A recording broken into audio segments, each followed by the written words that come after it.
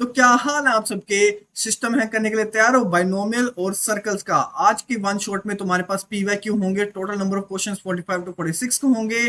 पिछले 5 साल 10 पेपर में जितने क्वेश्चन आए, with approach, with shortcut, mindset क्या होना चाहिए क्वेश्चन को देखकर, क्या चीजें लिखनी है क्या नहीं लिखनी, सब कुछ डिस्कस करेंगे।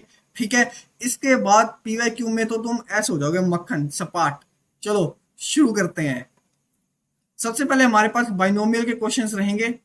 तो पहला क्वेश्चन देखते हैं बाइनोमियल का क्या कह रहा है हमें। If the sum of the binomial coefficients in the expansion of, ये मेरे को इसकी एक्सपेंशन करनी है। और क्या है? The sum of the binomial coefficients, मैंने इतनी चीज पढ़ी। Then the greatest binomial coefficient occurs. देखो ये दो स्टेटमेंट्स हैं, ये स्टेटमेंट अलग है, ये स्टेटमेंट अलग है। पहली स्टेटमेंट का यूज करके मेरे को n की वैल्यू फाइंड करनी है। मैं कैसे करूंगा? The sum of binomial coefficients कैसे निकालते हो? x is equals to y is equals to 1 put कर दो, ऐसे निकालते हो। तो 1 प्लस 1 की पावर 2 इज इक्वल्स टू 256। यानी कि मेरे पास आया 2 की पावर n, सॉरी 2 की power n is equals to 256। तो बताओ कितना आता है? 2 की पावर 8 256, 2 की पावर 9 512, 2 की पावर 10 1024। तो n मेरे पास 8 आता है। तुम्हें कम से कम भी जो 2 की पावर्स है ना, जो 2 की पावर्स है वो 1 से लेकर कम से कम भी 2 की पावर 12 तक तो याद होनी चाहिए। ठीक है। नहीं याद है तो ज्यादा दिक्कत वाली बात नहीं है, लेकिन वैसे तुम्हें पता होना चाहिए, आइडिया होना चाहिए। ठीक है, नहीं तो फैक्टराइजेशन तो कर ही सकते तुम। तो मेरे पास n की वैल्यू कितनी आएगी? n की वैल्यू आ गई 8। अब मेरे को कह रहा है then the greatest binomial coefficient occurs. देखो मेरे पास आया x प्लस वाई की पावर 8। ठीक है। मेरे पास नंबर ऑफ टर्म्स कितनी आएगी? नंबर ऑफ टर्म्स मेरे पास आई 9। 9 क्या होता है? मेरे पास एक ओड होता है। ठीक। तो ग्रेटेस्ट कैसे आएगा coefficient? Greatest binomial coefficient, greatest binomial coefficient अगर मेरे पास एन ओड हो, ध्यान से सुनना, ग्रेटेस्ट बाइनोमियल कोफिशिएंट अगर एन ओड हो तो दो होते हैं, एन सी एन माइनस 1/2 और एन सी एन प्लस 1/2। जब मेरे पास इवन होता है एन, जब मेरे पास इवन होता है एन, क्या होता है? इवन। तो मेरे पास ग्रेटेस्ट बाइनोमियल कोफिशिएंट होता है एन सी n/2। क्या तुम्हें इतनी चीज समझ आई? ठीक है, इतनी चीज समझ आ गई तो then the greatest binomial coefficient मेरे पास क्या होगा? इस क्वेश्चन में मेरे पास ग्रेटेस्ट बाइनोमियल कोफिशिएंट होगा 8c8/2, यानी कि 8c4। ठीक है। क्वेश्चन में क्या पूछ रहा है? The greatest binomial coefficient occurs in which of the following term, कौन सी टर्म में आता है? ये नहीं पूछ रहा क्या है, कौन सी टर्म में आता है। तो कैसे निकालोगे? x प्लस वाई की पावर 8 में बताओ कौन सी टर्म में 8c4 आएगा? 8c4 अगर मैं इसके जर्नल टर्म लिखूं तो ऐसे लिखूंगा t, कैसे लिखूंगा? 4+1। तो वहीं कहीं मेरे पास 8c4 आएगा। तो मेरे पास टर्म कौन सी हुई? 4+1 is equal to 5, fifth term. तुम कुछ पूछू से बच्चे हो, मैं तुम्हें ध्यान से पूरा बताता हूं।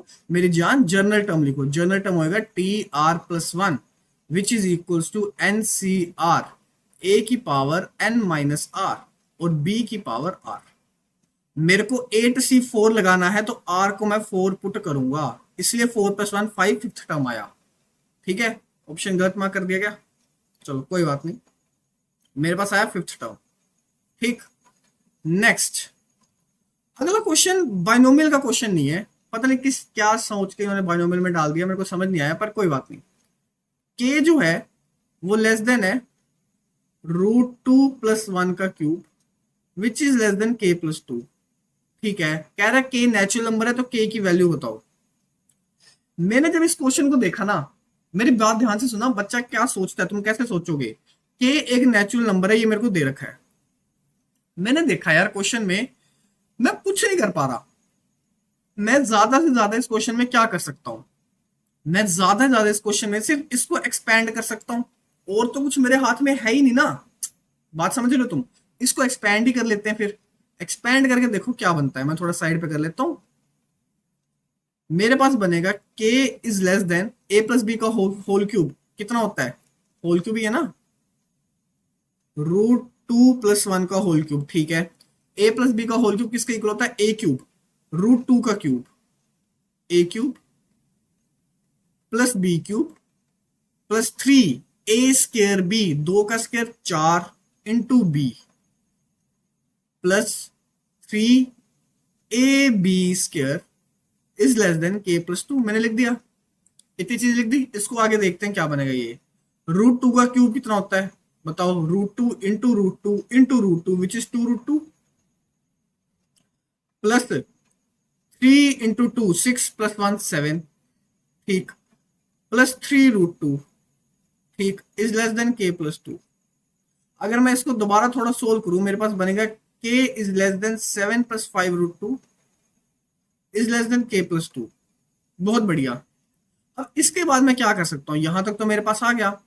इसके बाद क्या कर सकता हूं? ज्यादा से ज्यादा मैं क्या कर सकता हूं? इन दोनों को सेपरेटली सोल्व कर सकता हूं। देखो ना, और कोई तो चारा ही नहीं है ना मेरे पास के निकालने का। कैसे निकालूंगा? ऐसे तो निकालूंगा। तो मैंने लिखा के इज लेस देन 7 प्लस 5√2। अब इसके आगे कैसे सोल्व करना है? इसके आगे मेरी जान तुम्हें पता होनी चाहिए √2 की वैल्यू पुट करो। √2 किसके इक्वल होता है? 1.414। तो अप्रोक्सीमेट ले लेता हूं मैं 1.4, तगड़ा अप्रोक्सीमेशन लेता हूं 1.4 का। तो मैं करूंगा 5 टाइम्स 1.4, 1.4 टाइम्स 5 कितना हुआ? 5 4 20, 5 1 5 और 5 प्लस 2 7, 7 आया। मतलब कि k is less then 7 plus 7 14। ये मेरे पास आई एक चीज। अब मैं दूसरी ब्रैकेट को देखूंगा तो मेरे पास बनेगा 7 plus 5√2 is less than k+2। ठीक, अगर मैं 2 को दूसरी साइड ले जाऊं, लेफ्ट साइड ले जाऊं, मेरे पास बनेगा 5 plus 5√2 is less then k। तो √2 की वैल्यू 1.4, 5 इंटू 1.4 7, 7 प्लस 5 12, तो 12 इज ग्रेटर देन k।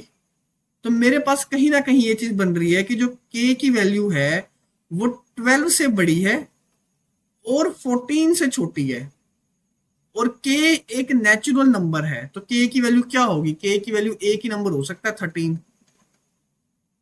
तो k की वैल्यू क्या होगी? k की वैल्यू होगी 13। क्या तुम्हें समझ आया? क्वेश्चन अच्छा था। तुम्हें √2 की वैल्यू नहीं पता, क्वेश्चन सोल्व नहीं होगा। मैं तुम्हें सिंपल सी चीज बता रहा हूं।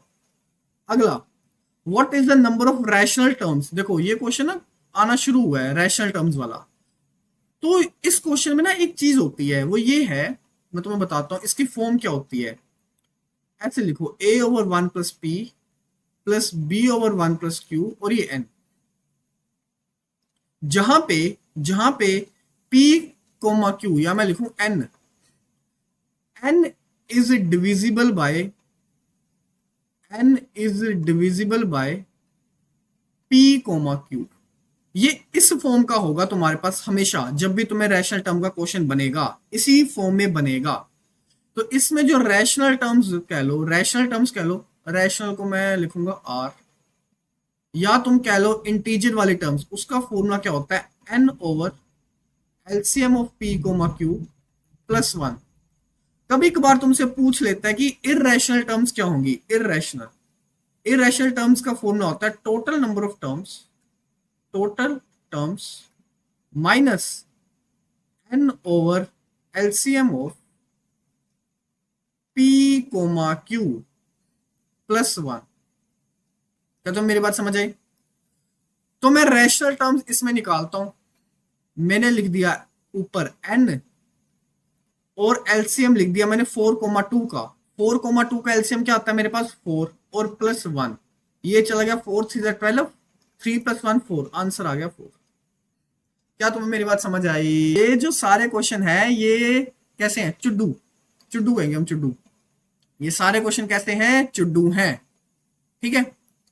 उसके बाद what is the coefficient of x to the power 10 in the expansion of this? पता है आज का तो मेरे को पता नहीं, जिस टाइम पे 2020 के टाइम पे ना एक वर्ड बहुत चलता था, फेमस हो गया था वो वर्ड, उसको कहते थे ओपी। वो इतना फेमस हुआ था ना कि सारे ऐसे कहते थे कि क्वेश्चन सोल्व हो रहा है, अरे ओपी ओपी। ओपी का मतलब था ओवर पावर्ड। ठीक है, तो तब बहुत फेमस हुआ था ये वर्ड। हम फेमस करेंगे चुड्डू। कैसा क्वेश्चन है ये? चुड्डू, बेकार सा। What is the coefficient of x to the power 10 in the expansion of this? ठीक है, x to the power n का कोफिशिएंट देखना हमें। थोड़ा इसको ब्यूटीफाई करते हैं। ब्यूटीफाई कैसे करेंगे? मैंने लिखा 1 माइनस एक्स स्क्र की पावर 20 इंटू मेरे को पता है इस चीज से कुछ फीलिंग आ रही है, इस चीज से फीलिंग आ रही है कि ये स्केयर बनेगा, होल स्केयर। वो कैसे बनेगा? मैं यहाँ से नेगेटिव कॉमन लेता हूँ, मैं लिखूंगा 1 ओवर, या लिखूंगा एक्स स्केयर, पहले लिखता हूँ एक्स स्केयर प्लस 1/x² -2, इस पूरे की वैल्यू क्या है? -5। ठीक है, अब इस वाले नेगेटिव को मैं बाहर ले आऊंगा ब्रैकेट के, तो मेरे पास -1 बनेगा, अंदर बनेगा 1 - x² की पावर 20, और अंदर बनेगा x² प्लस 1/x² -2 की पावर -5। क्या तुम्हें तुम्हारी ऑब्जर्वेशन, क्या तुम्हारी बाज जैसी तीखी आंखें मेरे को ये बता सकती है कि ये x - 1/x का होल स्क्वायर है?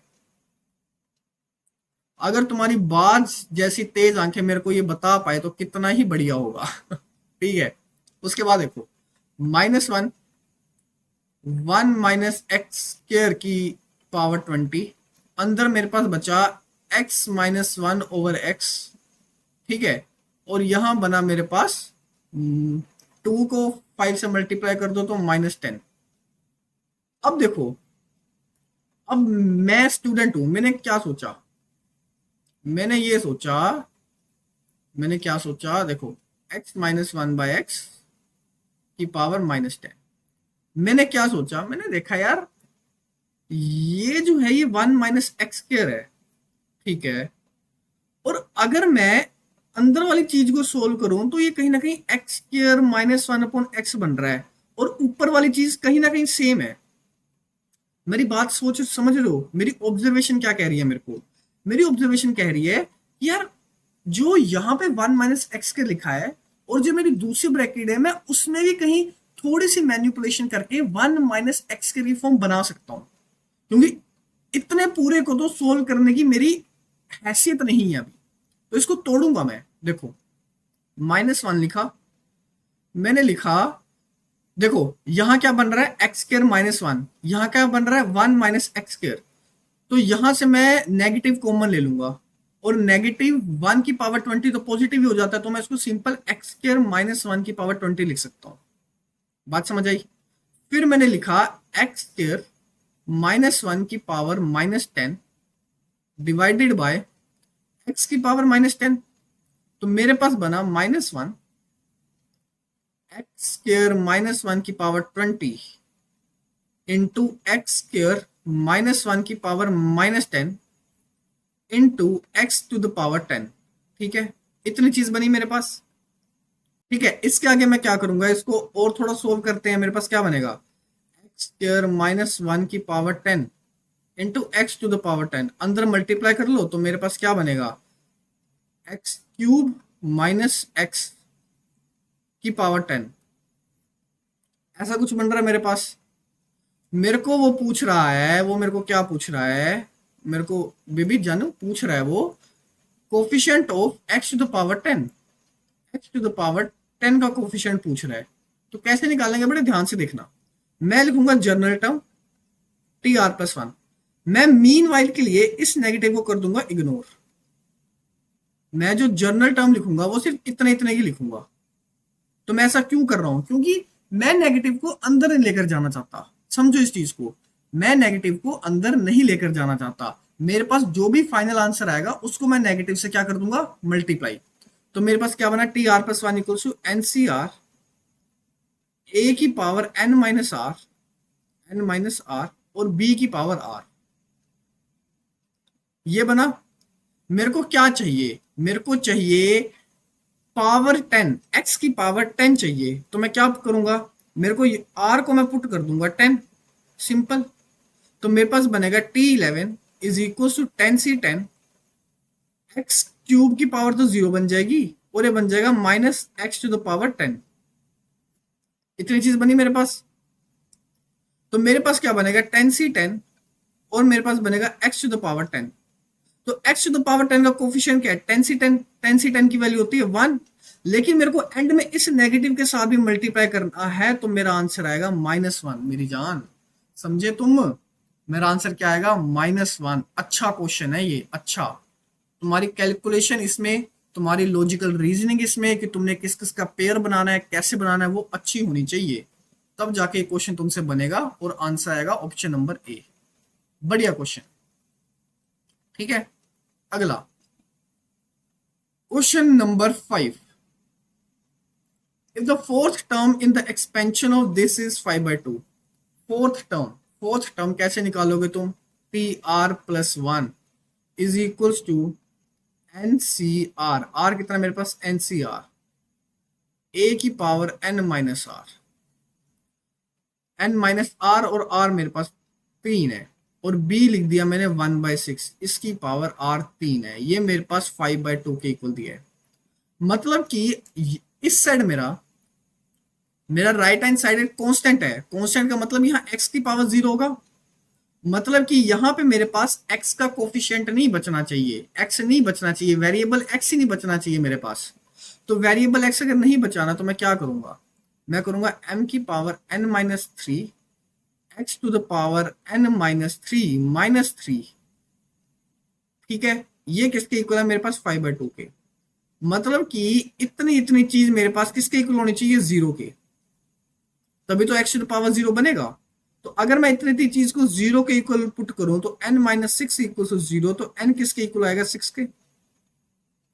अगर n मेरा 6 के इक्वल आ गया तो मैं क्या करूंगा? मैं लिखूंगा 6 c3 m की power 6 minus 3 is equal to 5/2। ये बना मेरे पास, ठीक है। यहां से मेरे को अब क्या निकालना है? m निकालना है मेरे को, m। तो 6c3 की वैल्यू क्या होती है? 6 into 5 into 4 divided by 6 m cube is equal to 5/2। 5 से 5 कट जाएगा, 6 से 6 कट जाएगा, तो मेरे पास क्या बनेगा? m cube is equal to 1/8, यानी कि m इज इक्वल टू 1/2। मेरे को निकालना है m into N, m into N. m की वैल्यू आई है 1/2, n की वैल्यू आई है 6, 2 3 6, ऑप्शन नंबर बी कत्तई जहर। क्या तुम्हें इतनी चीज समझ आई? ओए स्लिप हो गया ये। क्या तुम्हें इतनी चीज समझ आई? आनी चाहिए मेरी जान। अगला, इन the binomial expansion of this, मेरे को क्या कह रहा है? वो मेरे को एक बाइनोमियल एक्सपेंशन कह रहा है इसकी, ठीक है। The sum of the middle terms is 0, what is the value of this? ठीक है, जल्दी करना है, जल्दी जल्दी करने का मैं तरीका बताऊं। एन पे तो कोई रिस्ट्रिक्शन नहीं दे रखी उसने मेरे को कि एन क्या होना चाहिए, क्यों होना चाहिए, होना भी चाहिए कि नहीं होना चाहिए, एन पे कोई बातचीत नहीं है। तो मैं एन को अपने मुताबिक 0 पुट कर दूंगा, तो मेरे पास बनेगा x plus Y to the power 1 into X minus Y to the power 1। मेरे पास बना a plus B into A minus B का फॉर्मूला, यानी कि X square minus Y square. कह रहा है middle term is 0, the sum of middle terms. यार जब मेरे पास टोटल टर्म्स 2 हुए तो मेरे पास मिडल टर्म क्या होगी? मेरे को बताओ, तुमने बाइनोमियल में फॉर्मूला पढ़ा हुआ मिडल टर्म का। अगर टोटल नंबर ऑफ टर्म्स मेरे पास 2 है तो मिडल टर्म क्या होगी? First term and second term. Middle term के फॉर्मूले से first term and second term. First term मेरे पास एक्स स्क्वायर है, सेकंड टर्म मेरे पास वाई स्क्वायर है और बीच में नेगेटिव है, तो फर्स्ट टर्म मेरे पास क्या है? एक्स स्क्वायर, सेकंड टर्म है मेरे पास माइनस वाई स्क्वायर। इनका सम कर दिया मैंने, सम कर दिया और इसको 0 के इक्वल पुट कर दिया, तो एक्स स्क्वायर मेरे पास वाई स्क्वायर के इक्वल आ गया। तो मेरे पास x square upon y square की वैल्यू आ गई 1। खत्म, इतना ही था ये सवाल। अगर तुमने करना है तो तुम इसको इस तरह भी कर सकते हो। देखो मेरे को सब आता है, ऐसी बात नहीं है कि मेरे को आता नहीं है। a plus B into A minus B, A square minus B square की पावर 2n+1। अगर मेरे पास ये ओड है तो टोटल नंबर ऑफ टर्म्स मेरे पास इवन होंगी, वो होंगी 2n+2। इवन टर्म्स है मेरे पास, तो मिडल टर्म क्या होगी? मिडल टर्म होगी मेरे पास 2n+2 divided by 2 and 2n+2 divided by 2+1। यानी कि जो मिडल टर्म्स आएंगी मेरे पास, मिडल टर्म्स वो आएंगी मेरे पास n+1, n+1th, और यहां पे मेरे पास आएगा n+1+2 और ये आएगा n+2th टर्म। ये मेरे पास आएंगी मिडल टर्म्स।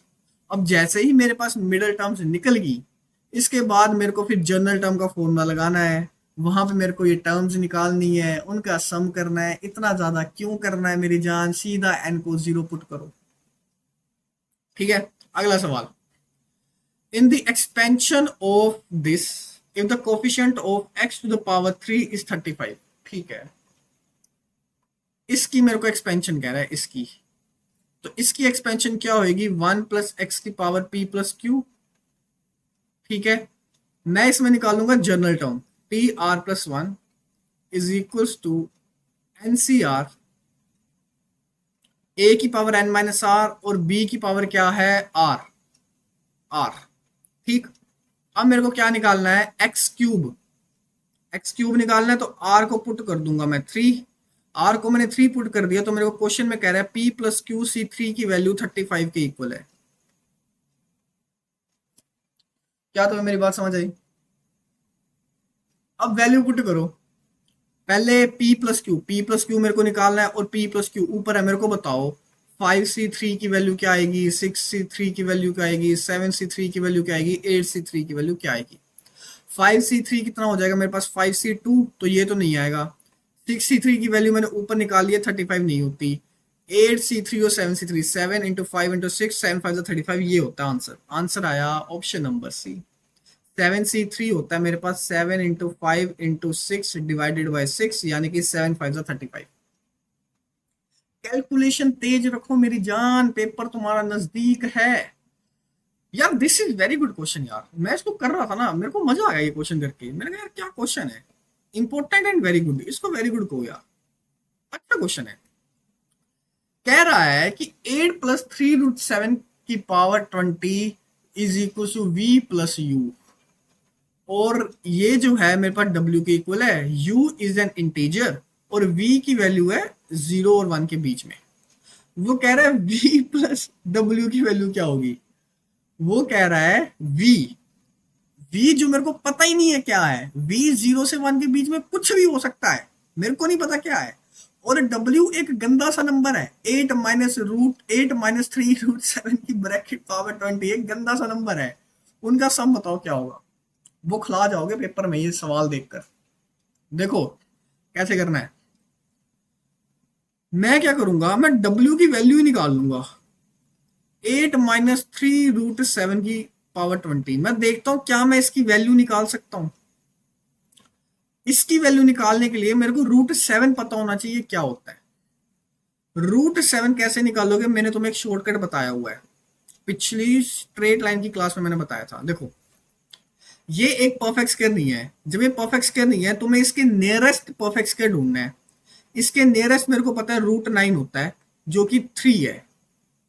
ये इसके सबसे पास वाला है, तो मेरे को क्या करना है, मेरे को लिखना है 7 डिवाइडेड बाई 3 प्लस 3, और इसका ले लेना है एवरेज। ये मेरे पास रूट 7 की अप्रोक्सीमेट वैल्यू आ जाएगी। ठीक है, तो करो कैलकुलेट, कितना जाएगा मेरे पास, 2। ये बनेगा मेरे पास 2 प्लस 1/3। देखो छोड़ो, 7 डिवाइडेड बाई 3 किसके इक्वल होता है, 2, 1/3, 2.33। 2.33 प्लस 3 डिवाइडेड बाई 2, बताओ क्या आंसर आएगा, बताओ जी। 2.33 प्लस 3 डिवाइडेड बाई 2, यानी कि 5.33 डिवाइडेड बाई 2। इसकी वैल्यू बताओ मेरे को क्या आएगी। 5.33 डिवाइडेड बाई 2 करोगे, देखो 5.33 डिवाइडेड बाई 2, तो मेरे पास किसके इक्वल आएगा, 2 2 जा 4 होता है मेरे पास, तो 1 कैरी 2 6 2.6 के इक्वल आएगा ना, 2.6 के। और 2.6 को अब 3 से मल्टीप्लाई कर दो, तो 6 3 जा 18, 3 2 6 1 7, 7.8। देखो इस पूरे की वैल्यू मेरे पास किसके इक्वल आ रही है, इस पूरे की वैल्यू मेरे पास आ रही है 7.8 के इक्वल। तो मेरे को W निकालना है 8 माइनस 7.8 की पावर 20, यानी कि 0.2 की पावर 20। मेरे को मैथमेटिक्स में इस चीज का पता होना चाहिए। अगर मैं 0 point something zero point something की पावर पॉजिटिव नंबर कर दूं, पॉजिटिव नंबर, तो ये जो नंबर होता है ना ये डिक्रीज होता है, और डिक्रीज डिक्रीज यानी कि 0.2, 0.2 की पावर अगर मैंने 2 कर दी तो मेरे पास क्या आएगा, 0.04। मैं उसकी पावर बढ़ाता जाऊंगा और नंबर कम होता जाएगा। तो मेरे को पता है कि इसकी पावर जब मैं 20 करूंगा तो ये W जो है ये मेरे पास वेरी स्मॉल नंबर है, वेरी स्मॉल नंबर। जब ये वेरी स्मॉल नंबर है, लेकिन ये वेरी स्मॉल नंबर किसके बीच में है, 0 और 1 के। मेरे पास ध्यान से देखना, मेरे पास जो V है वो भी 0 1 के बीच में है, जो मेरे पास W है वो भी 0 1 के बीच में आया, दोनों को ऐड कर दूंगा तो मेरे पास बनेगा V प्लस WB इसके बीच में होंगे, 0 2 के बीच में होंगे। तो मेरे पास एक ही ऑप्शन मैच कर रहा है, that is option number D1। बड़ा बढ़िया क्वेश्चन था यार ये। जब मैं इसको कर रहा था मेरे को मजा आ गया, मैंने कहा यार बच्चा पेपर में इसको सोचेगा कैसे। पहले तो तुम्हें मैं तुम्हें बताऊं, पहले तुम्हें रूट 7 ही नहीं निकालना आएगा। मैं तुम्हें गारंटी से कह सकता हूँ तुम्हें रूट 7 ही नहीं निकालना आएगा। तो मैंने शॉर्टकट बताया ये रूट 7 निकालने का, ठीक है। कोई भी जो नंबर परफेक्ट स्क्वायर नहीं हो रहा उसका तुम्हें अप्रोक्सीमेट अगर निकालना है तो ऐसे निकालोगे। स्ट्रेट लाइंस वाली क्लास में भी मैंने तुम्हें बताया, वहां पे भी क्वेश्चन था ऐसा, ठीक है। अगला सवाल, what is U plus VW। ठीक है, वो मेरे को कह रहा है कि U प्लस V जो है वो मेरे पास 8 प्लस इसकी पावर 20 के इक्वल है, और मेरे पास जो W है वो मेरे पास 8 माइनस 3 √7 की पावर 20 के इक्वल है। वो कह रहा है इन दोनों को मल्टीप्लाई करके क्या आएगा, इन दोनों को मल्टीप्लाई करके क्या आएगा, a plus B into A minus B, A square minus 3 का स्क्र 9, 9 7 63 की पावर 20 आएगा, यानी कि ऑप्शन नंबर B1। अरे ये क्वेश्चन अच्छा था। अभी तक मेरे को सिर्फ दो क्वेश्चन ये अच्छे मिले हैं, एक क्वेश्चन नंबर 4 और एक क्वेश्चन नंबर 8। इनके अलावा सारे मिट्टी क्वेश्चन थे, चुड्डू क्वेश्चन थे। ये दो क्वेश्चन मैं कहता हूँ ये पेपर के टाइम पे थोड़ा तुम्हारा दिमाग खराब कर सकते हैं। अगला, how many terms are there in the expansion of this. क्या मेरे को बोल रखा है, एक्सपेंशन दे रखी है 3x माइनस वाई की power 4 into x plus 3y की पावर 4। तो मेरे को क्या दिख रहा है कि पावर सेम है, तो मैं मल्टीप्लाई कर सकता हूँ। अगर मेरे को इसको सिंप्लीफाई करना है, मेरे पास मल्टीप्लाई करने के अलावा कोई और ऑप्शन ही नहीं है। इसकी पावर 4 मेरे पास क्या बनेगा, 9x² नहीं 3x² है ना, 3x² ये बना plus 9xy minus xy minus 3y²। इसकी पावर 4 मेरे पास बना 3x² plus 8xy minus 3y² की पावर 4। क्या मैं यहां से, अब मैंने यहां तक बना लिया, अब मेरे दिमाग में एक चीज आ रही है, क्या मैं यहां से कोई फॉर्मूला बना सकता हूँ, फॉर्मूला कोई होल स्क्वायर का फॉर्मूला हो जाए, कुछ हो जाए, कुछ बना सकता हूँ। तो मैं सोच रहा हूँ कि ये √3x का स्क्वायर बनेगा, ये √3xy का स्क्वायर बनेगा। नहीं, देखो मैं सोच रहा हूँ कि अगर कुछ ऐसा होए, √3x माइनस या √3y का होल स्क्वायर हो, तो ये भी नहीं बनेगा क्योंकि यहाँ पे पॉजिटिव आना चाहिए, यहाँ पे नेगेटिव है। तो नहीं, कोई फॉर्मूला नहीं बन रहा, कोशिश करो बनाने की, नहीं बन रहा। तो मैं क्या कर सकता हूँ, ये क्वेश्चन फिर मेरा बन गया किसका, मल्टीनोमियल का। किसका क्वेश्चन बन गया, मल्टीनोमियल का। मल्टीनोमियल में नंबर ऑफ टर्म्स का फॉर्मूला क्या होता है। मल्टीनोमियल में नंबर ऑफ टर्म्स का फॉर्मूला क्या होता है, n plus r minus 1 CR-1। n मेरे पास कितना है, 4, आर होता है, आर क्या होता है इसमें, आर होता है अंदर कितनी टर्म्स हैं, 3 टर्म्स है अंदर। तो पुट करो, 4 + 3 7 में से 1 गया 6, सी 3 - 1 2, 6c2, 6 × 5 / 2 दैट इज 15। है क्या 15 ऑप्शन में? Option number C. ऐसे करोगे तुम, ऐसे समझ आ रहा है? चलो अगला सवाल। Consider the following for the next 3 items that follows 1 + x to the power n। ठीक है, मैंने किया, तुम उसे पूछ रहा है इसकी वैल्यू किसके इक्वल होगी। तो ठीक है, मैं पता क्या करूंगा, मैं क्या करूंगा, मैं n को पुट कर दूंगा। n को अगर मैं 0 पुट करूं तो 0 नहीं पुट करूंगा मैं, n को मैं अगर 1 पुट करूं तो मेरे पास, अगर देखो अगर मैं n को 1 पुट करूं तो मेरे पास 1 माइनस, तो ये दो ऑप्शन सेम बन जाते हैं। ठीक है, तो मैं n को 1 नहीं पुट कर सकता। n को अगर मैं 2 पुट करूं तो 2 का स्क्वायर 4, n को अगर मैं 2 पुट करूं तो मेरे पास ये दोनों ऑप्शन सेम हो जाते हैं। तो मैं n को बाबू n को मैं पुट करूंगा, n को मैं पुट करूंगा 3। n को 3 पुट करो, मेरे पास बना 1 + x to the power 3 that is a³ + b³ + 3a² b + 3ab²। तुम बाइनोमियल जब भी लिखते हो तुम इंक्रीजिंग वेरिएबल की इंक्रीजिंग पावर में लिखते हो, तो मैं इसको थोड़ा सुधार के कुछ इस तरह लिखना चाहूंगा, +x³। यहां से अगर मैं अपने क्वेश्चन में जो चीजें दी हुई है टी की फॉर्म में वहां पे कंपेयर करूंगा तो मेरे पास आएगा कि t1 की वैल्यू 3 है, t2 की वैल्यू मेरे पास 3 है और t3 की वैल्यू मेरे पास 1 है। तो मेरे को फाइंड क्या करना है, फाइंड करना है 3 + ट्वाइस ऑफ 3 + थ्राइस ऑफ 1। यही तो फाइंड करना है, t1 + 2 times t2 + 3 times t3। ठीक, तो ये बनेगा 3 + 6 + 6, 3 और 3 6, ये मेरे पास बनेगा 12। अब n = 3 पुट करने पे 12 कहाँ पे बन रहा है, ये तो 8 बन गया। ये क्या बना, 3 - 1 2, 2 का स्क्वायर 4, 4 × 3 12, ऑप्शन नंबर डी। क्या तुम्हें मेरी बात समझ आई? आसान सा क्वेश्चन था, वैल्यू पुट करना था। अगला क्वेश्चन मेरे को क्या कह रहा है कि बताओ n को मैंने 3 पुट कर रखा है तो इतनी इतनी टर्म्स का क्या आंसर होगा।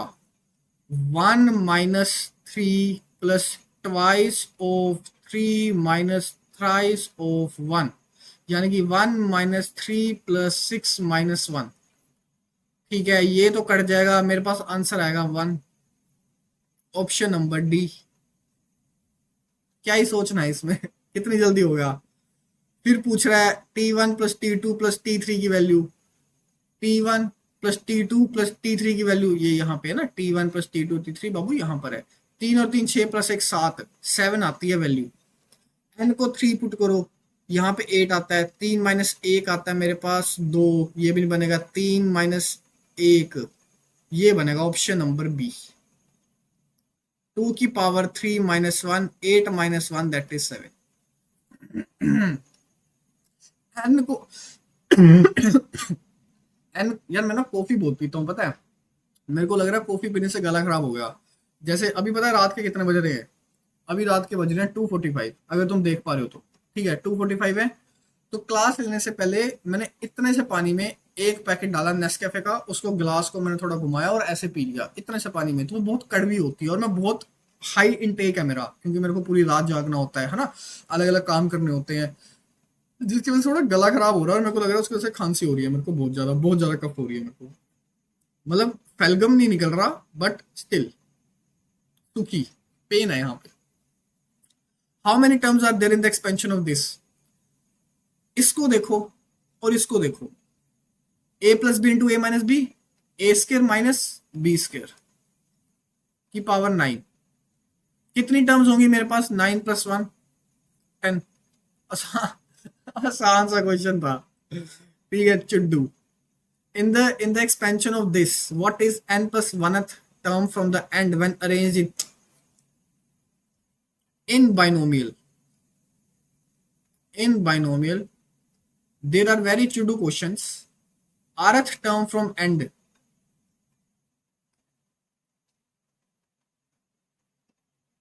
is equals to n minus r plus 2th term from beginning.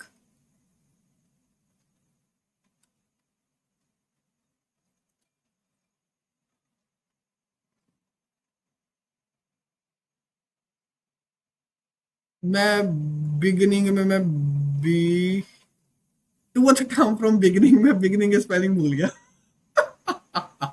Term from beginning, ठीक है, इसको बी बी रहने दो। तो मेरे को क्या पूछ रहा है, N minus R plus two term from beginning. तो क्वेश्चन में मेरे पास ये आर और कुछ नहीं है, एन प्लस वन है, और जो मेरे पास एन है वो टू एन है क्वेश्चन में। तो मैं पुट कर दूंगा value to N minus one plus two which is equals to n plus one. N plus one ही आता है, हाँ, it is n plus one term from the beginning. और n plus one term from the beginning क्या हुई मेरे पास, t n plus one term from the beginning क्या हुई मेरे पास, बताओ जी, two N C n x की पावर एन और वन अपॉन एक्स की power two N minus N that is N. तो ये और ये तो कट जाएगा, तो two N C N answer होगा मेरा। किसी ऑप्शन में है क्या two N C N? Option number C beginning का भाई फोर, बिगिनिंग का स्पेलिंग बिग, और मैं भूल गया कि आई से है या ई से है। बिगिनिंग, बिगिनिंग नहीं होता, बिगिनिंग होता है, बिगिनिंग बिगिनिंग, हाँ, या बिगिनिंग होता है भाई। मैं स्पेलिंग भूल गया यार, मतलब ऐसे होता है कि याद थे और शूं करके निकल गए कोई बात नहीं यार, ठीक है, अगला सवाल। अरे भाई, what is this equals to, ये किसके इक्वल है?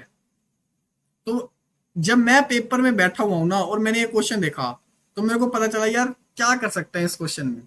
इस क्वेश्चन में कुछ नहीं कर सकते, एक्सपैंड कर सकते हैं। एक्सपैंड करते हैं, आर को जीरो पुट करो तो मेरे पास बनेगा एन सी जीरो, आर को वन पुट करो तो मेरे पास बनेगा two N C one, R को टू पुट करो टू की power square N C two, R को थ्री पुट करो टू की power three N C three. Beginning अरे कमेंट कर देना बिगिनिंग के स्पेलिंग प्लस टू की power N N C N, ऐसा कुछ बनेगा मेरे पास। तो ये किसके इक्वल होगा? मैं एन को पुट कर देता हूं, एन की वैल्यू मैं पुट कर देता हूं वन। क्या करूंगा मैं, एन की वैल्यू पुट कर देता हूं मैं वन। अगर मैं एन की वैल्यू पुट करूंगा तो मैं दोबारा इसमें, तो क्या करेगा, one C zero plus twice of one C one plus two की power square one C two. Oh ouch ouch ouch ouch ouch ouch. NCR में कभी आर एन से बड़ा हो ही नहीं सकता, मतलब कि इसके आगे सारी टर्म्स मेरे पास कैंसिल, कुछ नहीं है, कोई टर्म नहीं है इसके बाद, यहां तक ही है बस।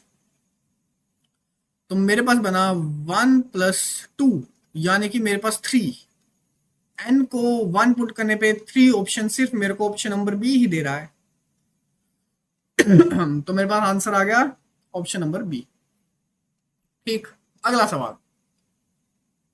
What is the value of Q if the coefficient of x to the power 3 and x to the power 6 are equal? अच्छा जी, मेरे को दे रखा है, अच्छा जी, अच्छा जी, p प्लस क्यू एक्स की पावर 9, मैंने लिख दी general term, t r plus one is equals to 9 C R P की पावर आर क्यू एक्स की power 9 minus r, 9 minus r. मेरे को कह रहा है coefficient of x to the power cube, x की पावर 3 का कोफिशिएंट निकालना है। देखो 9 सी आर पी की पावर आर क्यू की पावर 9 माइनस आर और x की पावर आर 9 माइनस आर, दोबारा ना, x की पावर 9 माइनस आर। यहां से मेरे को अगर x की पावर 3 निकालनी है, coefficient of x to the power 3, तो मेरे को r को क्या पुट करना पड़ेगा, 6। r को 6 पुट करूंगा तभी तो 9 माइनस 6 3 आएगा। तो मैं इसको क्या लिखूंगा, 9 से 6 और कोफिशिएंट ही पूछ रहा है वो। p की पावर 6, q की पावर 9 माइनस 6 3, ये आ गया मेरे पास एक चीज। दूसरी चीज पूछ रहा है कोफिशिएंट ऑफ, बाबू क्या पूछ रहा है, coefficient of x to the power 6। अगर मेरे को x की पावर 6 बनानी है तो मेरे को r को 3 पुट करना पड़ेगा, दैट इज 9c3 p की पावर 3 q की पावर 9 माइनस 3 6। कह रहा है ये दोनों इक्वल हैं। ओहो, ये दोनों मेरे पास इक्वल हैं, p क्यूब q की पावर 6। तुम्हें पता होना चाहिए 9c6 और 9c3 तो इक्वल होता है, because NCR is always equal to NCN minus R। अब p क्यूब हटा तो यहाँ पे बचेगा p की पावर 3, q की पावर 3 हटा तो यहाँ पे बचेगा q की पावर 3। तो p क्यूब की वैल्यू q क्यूब के इक्वल आ गई। तो मुझसे क्या पूछ रहा है, what is the value of q, q की वैल्यू पूछ रहा है, तो p is equal to q आ गया, तो q की वैल्यू p के इक्वल है, ऑप्शन नंबर ए। अगला कह रहा है अंडर व्हाट कंडीशन, ये तो तुम कर लोगे, ये तुम्हारा होगा डू इट योरसेल्फ। सिमिलर है, एक्स स्क्वायर निकालना है, एक्स की पावर 4 निकालना है और फिर रेशियो निकाल देनी है दोनों को डिवाइड करके। डिवाइड करके कैसे, इक्वल कह रहा है, डिवाइड क्यों करना है, इक्वल कह रहा है, उन दोनों को दोबारा इक्वल करो तो तुम्हारे पास रेशियो निकल जाएगी। अरे यार चुड्डू चुड्डू चुड्डू चुड्डू चुड्डू चुड्डू चुड्डू।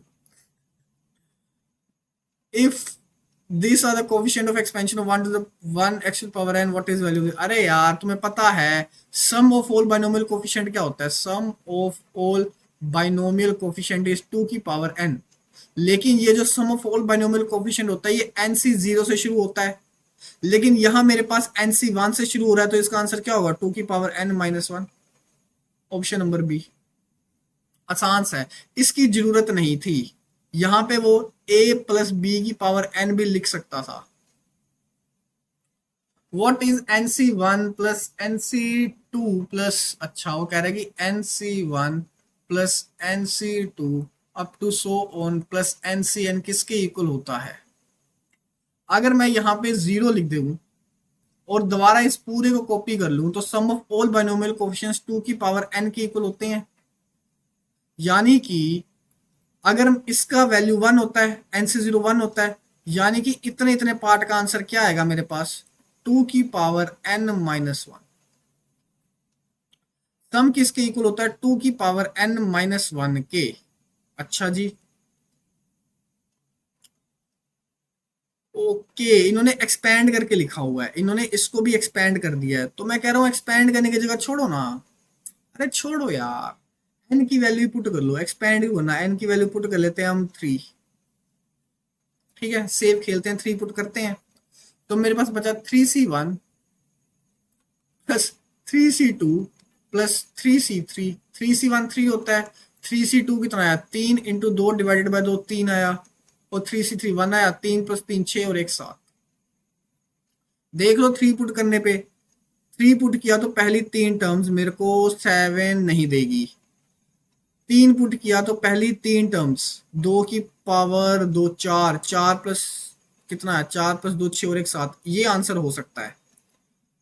और n को कितना पुट किया मैंने, 3 पुट किया ना, तो n को जब मैंने 3 पुट किया तो ये मेरे पास बना 2 की पावर 3 माइनस 1, 2 की पावर 2, यानी कि यहां तक। ओके, यहां तक तो ये भी सेम बन जाएगा, 3 माइनस 1 2, यानी कि यहां तक 2 का स्क्वायर 4। ठीक है, मेरे को देखो ये दोनों ऑप्शन बी और सी सेम आंसर दे रहे हैं, सेम।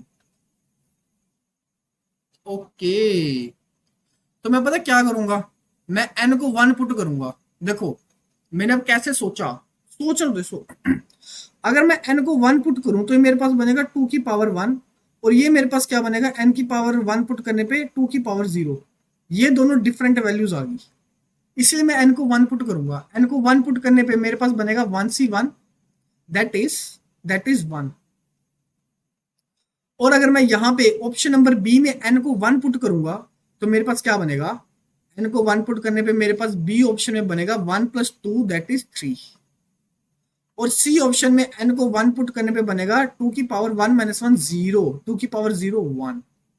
तो ऑप्शन नंबर सी बिल्कुल करेक्ट आंसर है मेरे पास। देखा, 2 बार वैल्यू पुट किया मैंने, पहले मैंने n इक्वल टू 3 पुट किया, मेरे पास ऑप्शन नंबर ए और ऑप्शन नंबर डी एलिमिनेट हो गए। फिर मैंने n is equal to 1 put किया, और मैंने 1 क्यों पुट किया ये मैंने देखा लास्ट वाली टर्म से, और मैंने आंसर निकाल दिया। क्या तो मेरी बात समझ आई? आ जानी चाहिए। तुम देख रहे हो बाइनोमियल में भी कई क्वेश्चन में वैल्यू पुटिंग हो जाती है।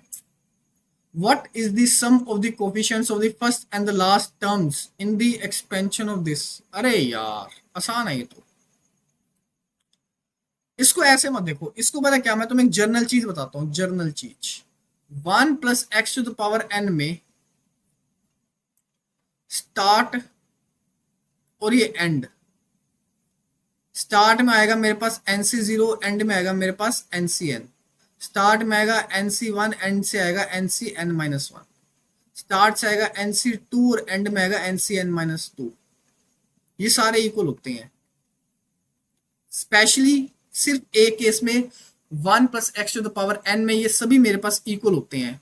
तो क्या कह रहा है, the sum of the coefficient of the first and the last term, nc0 मेरे पास 1 के इक्वल होगा, ncn भी मेरे पास 1 के इक्वल होगा, दोनों का सम मेरे पास 2 के इक्वल होगा। अगर तुम्हें ये चीज नहीं याद हो रही तो तुम वैल्यू पुट कर लो n की, वैल्यू पुट n, तब भी तुमसे सोल्व हो जाएगा। अगर तुमसे तब भी सोल्व नहीं हो रहा तो फर्स्ट टर्म तुम्हारे पास किसके इक्वल आएगी, इसको अगर तुमसे फिर भी सोल्व नहीं हो रहा तो एक्सपैंड करो, एक्सपैंड करके फर्स्ट टर्म निकाल लो और लास्ट टर्म निकाल लो। मतलब पूरा एक्सपैंड नहीं करना, फर्स्ट टर्म और लास्ट टर्म निकाल लो अपने कॉमन सेंस से क्या होगी। चलो, अगर एक्सपैंड करने पे फर्स्ट टर्म आएगी 2nc0 और लास्ट टर्म आएगी 2nc2n। अरे 2n टर्म्स है ना मेरे पास। क्या तुम्हारे दिमाग में ये सवाल तो नहीं आ रहा बेकार सा कि यहाँ पे 2ncn क्यों नहीं हुआ? ये सवाल तो नहीं, ये नहीं आना चाहिए। लास्ट टर्म में जो ऊपर होता है वही नीचे होता है, टोटल नंबर ऑफ टर्म्स, जहां पे मेरे पास 2n है। क्या पता भाई तुम ये भी सवाल पूछो।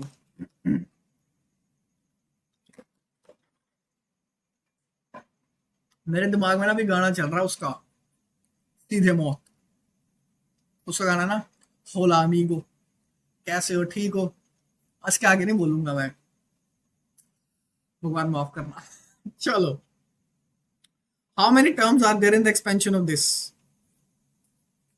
तुम्हें क्या इसको देख के कुछ फीलिंग आ रही है? मेरे को तो आ रही है। क्या कि जो पहली टर्म है a square upon B square, जो दूसरी टर्म है बी स्क्वायर अपॉन ए स्क्वायर, एक दूसरे के रेसिप्रोकल है, तो मैंने इसको रेसिप्रोकल में लिख दिया।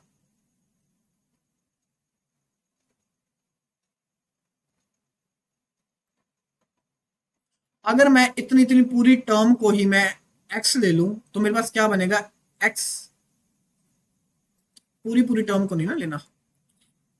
सुनो, अगर मैं इसको और अच्छे से लिखूं तो मैं लिखूंगा ए प्लस बी का स्क्वायर प्लस 1 अपॉन ए अपॉन बी का स्क्वायर प्लस 2। ठीक है, अगर तुम्हें यहां से समझ आ जाए तो बढ़िया है, ना आए तो इस पूरी टर्म को ए अपॉन बी को तुम मान लो एक्स है, तो तुम्हारे पास बनेगा X square plus 1 upon x square is plus 2, जो कि तुम्हारे पास बनेगा एक्स प्लस 1 अपॉन एक्स का होल स्क्वायर। अच्छा, मैं तुम्हें कहानी सुनाऊंगा, चलो उसके बाद इसको खत्म होने दो। तो क्या है, इसकी पावर कह रहा है 21, यानी कि x प्लस 1/x की पावर वो कह रहा है मेरे पास 42, यानी कि टोटल नंबर टर्म्स कितनी होगी, 42 plus 1 that is 43, option number D. जब मैं 8th क्लास में था ना तो मैंने एक पेपर दिया था SSKP का, दैट इज सैनिक स्कूल कपूरथला का, 9th क्लास के एडमिशन के लिए लिया था, मेरा पेपर क्लियर नहीं हुआ था। तो उसमें इस टाइप के क्वेश्चन बहुत आ रखे थे, एक्स प्लस 1/x का होल स्क्वायर, ये होता है x square plus 1 upon x square plus 2 के, ये ऐसे क्वेश्चन बहुत आ रखे थे। पता मेरा पेपर क्यों नहीं क्लियर हुआ था, बताऊं तुम्हें? मैंने एक बुक फॉलो की, अरिहंत पब्लिकेशन की, अरिहंत पब्लिकेशन की सैनिक स्कूल प्रेपरेशन की बुक फॉलो की। वो एक मेरे पास ऑब्जेक्टिव बुक थी, ऑब्जेक्टिव बुक। मैंने उस बुक को अच्छे से पढ़ा। जब मैं पेपर देने गया, पेपर था सब्जेक्टिव। जब मैं 8th क्लास में था, 2019 में मेरी 10th हुई है, तो 17-18, तुम मान लो 2016-17 की बात कर रहा हूं मैं, 2016-2017 की बात कर रहा हूँ। तब सैनिक स्कूल का पेपर सब्जेक्टिव हुआ करता था, और जो पहला क्वेश्चन था ना, वो था पाई चार्ट। पाई चार्ट बनाओ। मैंने पहला क्वेश्चन देखा, पाई चार्ट बनाओ, और मैंने अपने हथियार देखे। मेरे पास एक पेन था बस, मेरे पास पेंसिल भी नहीं थी, कंपास भी नहीं था, कुछ नहीं था। मैंने उम्मीद ही छोड़ दी। मैं उम्मीद ही कैसे लगाता भाई, फिर मेरा पेपर क्लियर होगा। मेरे को फिर अरिहंत वालों पे इतना गुस्सा चढ़ा कि भाई अगर पेपर सब्जेक्टिव है, तुम साला ऑब्जेक्टिव बुक क्यों बना रहे हो सैनिक स्कूल की तैयारी के लिए। ओ यार, मैंने उन गलतियों से सीखा, पता काफी ज्यादा, कि पेपर से पहले आपको पेपर का पैटर्न भी पता होना चाहिए। अगला सवाल, consider the following expansion this let P Q R and S with the coefficient of the first second nth and n plus 1 term respectively. दो ऑप्शन है, या तो एक्सपैंड कर लो या तो वैल्यू पुट कर लो। मैं n को पुट कर दूंगा 3। n को मैंने 3 क्यों पुट किया, क्योंकि मेरे को p चाहिए, q चाहिए, r चाहिए, s चाहिए, मेरे को 4 टर्म्स चाहिए। अगर मैं स्केयर पुट करूंगा तो मेरे पास 3 टर्म्स आएंगी, 4 टर्म्स तभी आएगी जब n को मैं 3 पुट करूंगा। तो 1 प्लस एक्स की पावर 3 को अगर मैंने खोला, तो a cube plus B cube plus 3a² b plus 3ab square.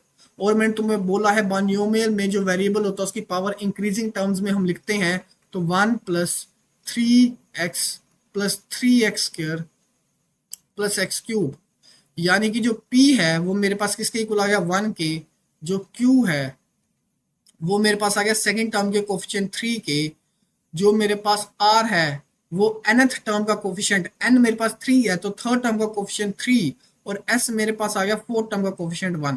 कह रहा है P S plus Q R, P S 1 है, क्यू आर 9 है, तो आंसर मेरे पास आएगा 10।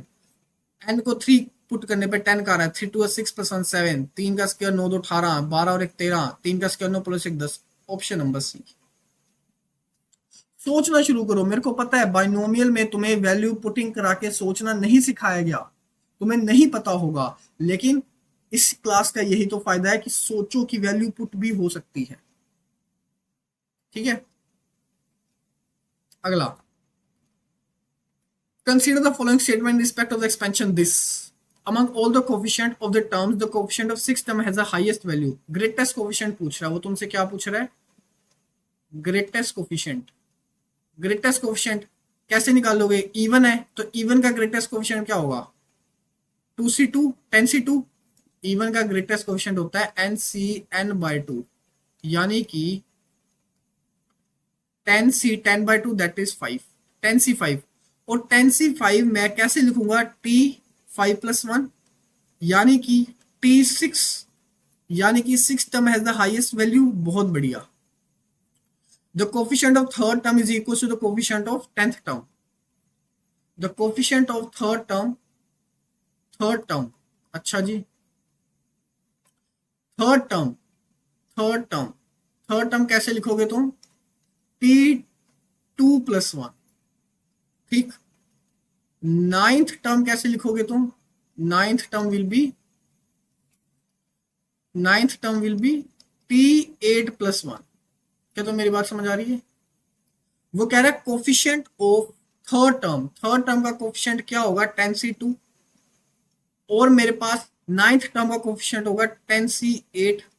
कह रहे हैं कि क्या ये इक्वल है, बिल्कुल इक्वल है ये। क्यों, क्योंकि NCR जो होता है वो NCN-R के इक्वल होता है।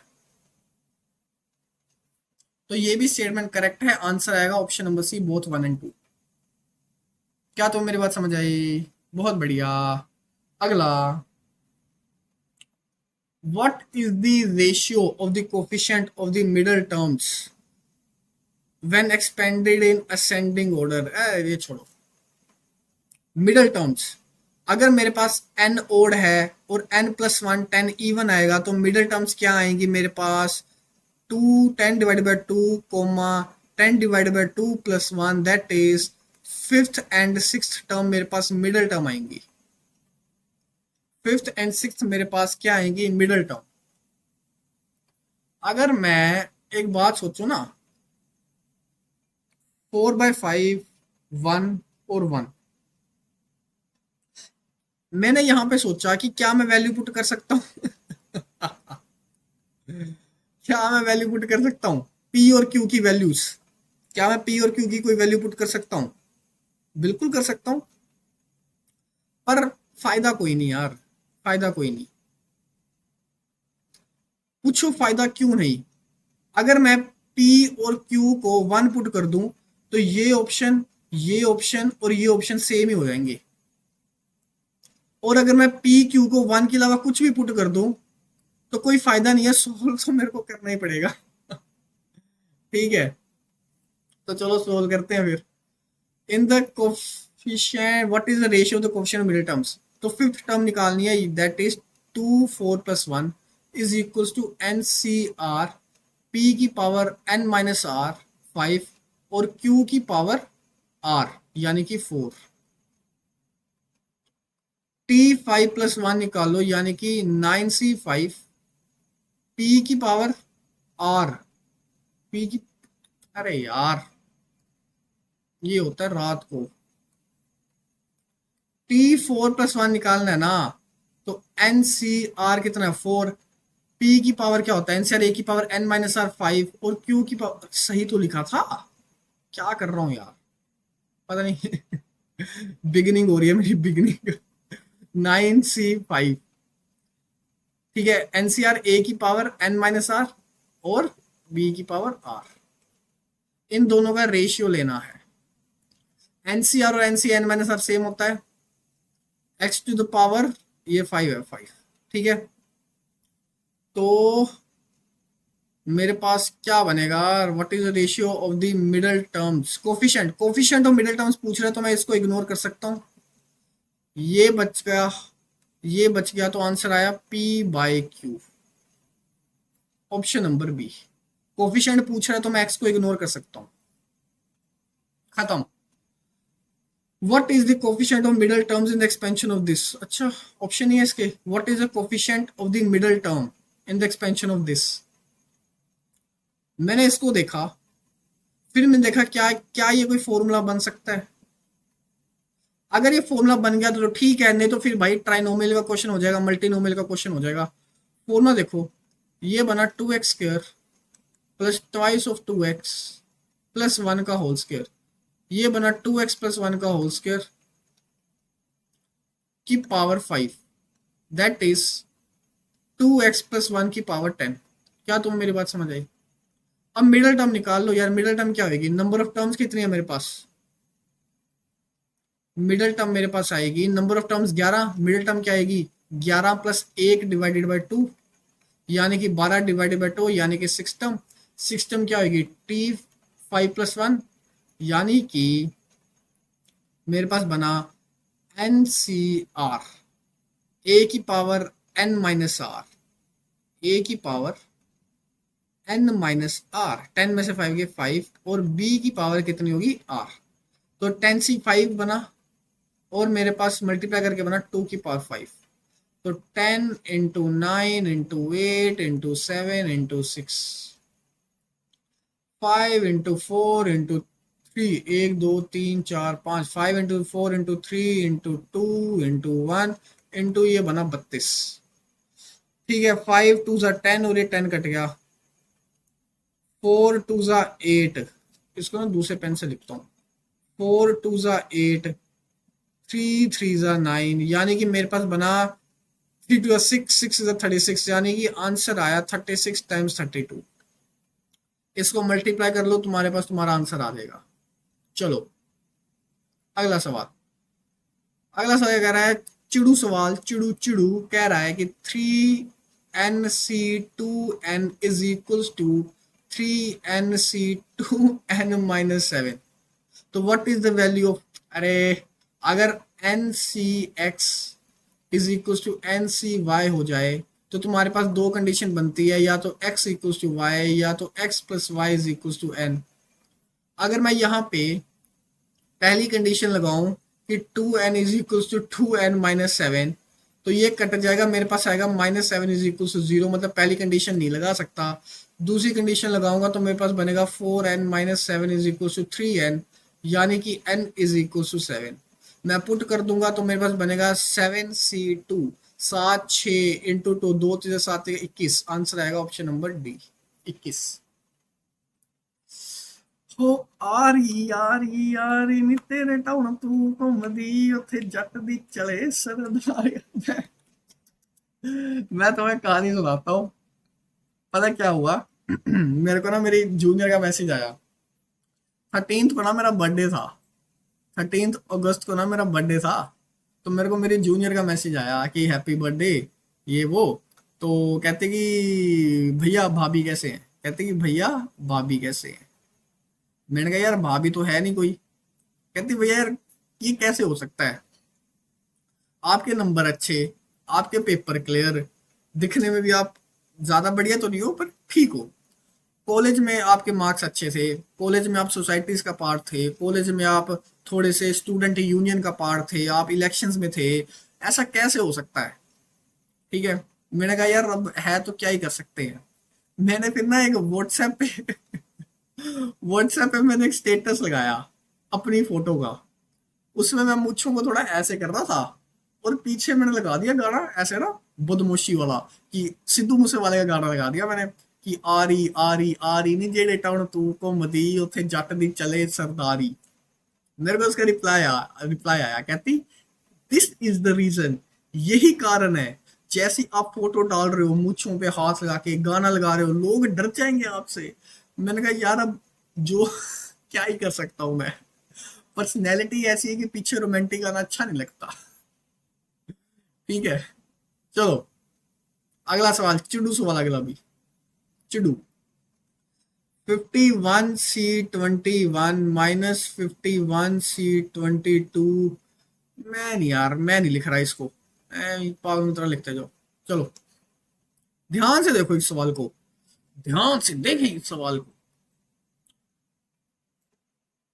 इस चीज को देखो और इस चीज को देखो। अगर मैं इन दोनों को एक साथ लिखूं तो 51c21 और क्या बना मेरे पास, क्या बना माइनस 51c30। 21 प्लस 30 जो है वो 51 के इक्वल है।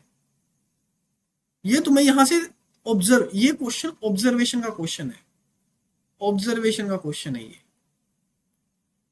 तो मैं क्या यहां से ये नहीं कह सकता कि जो 51c21 है वो मेरे पास भाई साहब 51c30 के इक्वल होगा, क्योंकि मेरे को पता है जो एनसीआर होता है वो इक्वल होता है एनसीएन माइनस आर के।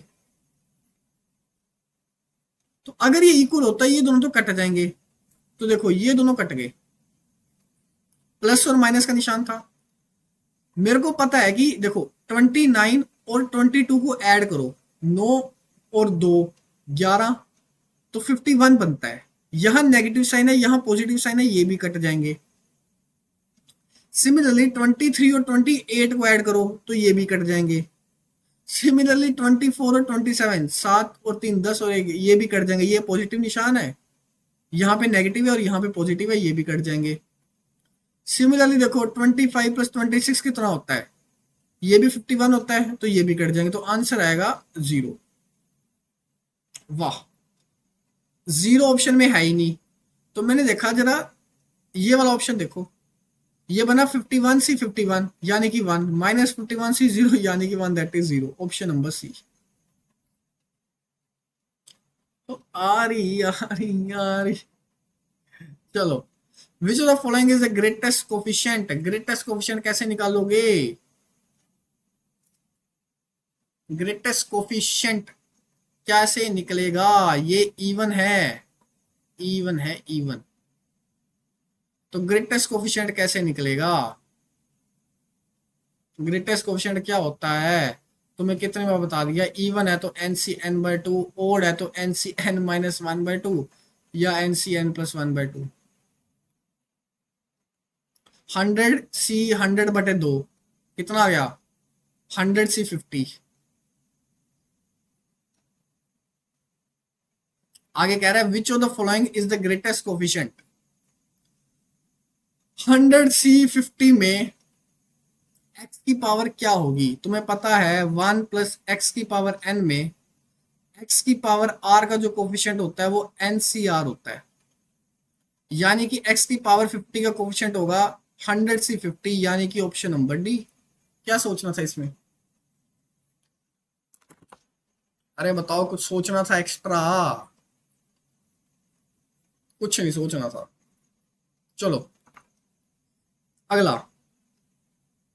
ओए लोग आ गए, लोग, अरे लोग आ गए, आधे लोग भाग गए, लोग आ गए, लोग आ गए, लोग आ गए, भाग जाओ। If the six term in the binomial coefficient this is इतना, सिक्स टर्म निकालो। T r plus one is equals to N C R A की पावर एन माइनस आर और बी की power r x square log 10x की power are. ये किसके equal है? 5600 के। ठीक है, 3 से 3 कट गया तो मेरे पास बना 8c5 into X to the power -8 into X to the power 10 into log 10 की log बेस 10 x की पावर 5 इज इक्वल टू 5600।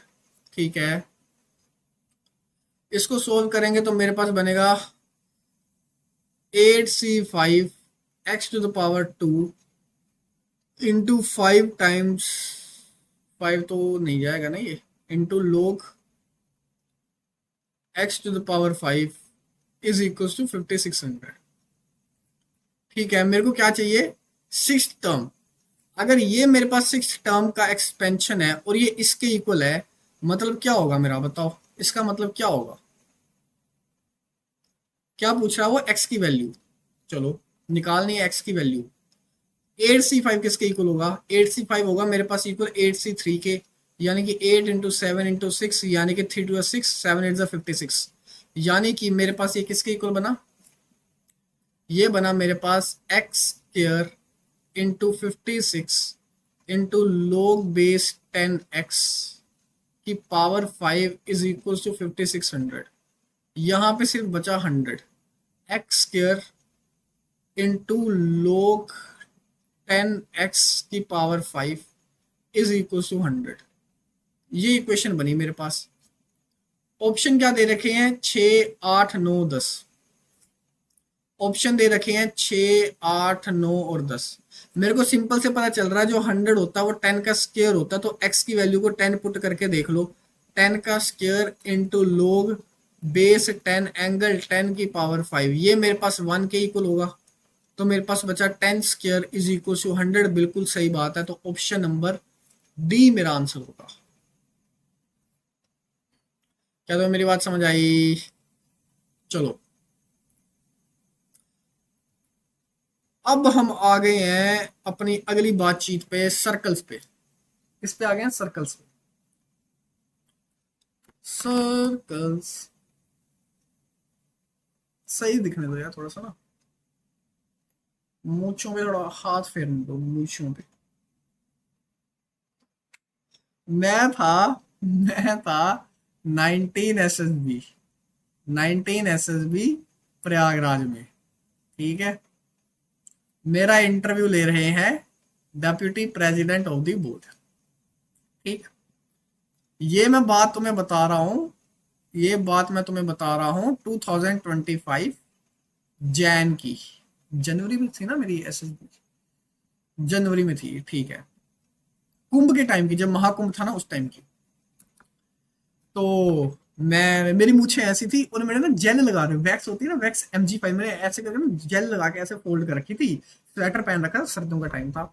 मैं अंदर गया, मुझे कहते हैं आदिश। मैंने कहा यस सर। कहते you have very good moustache.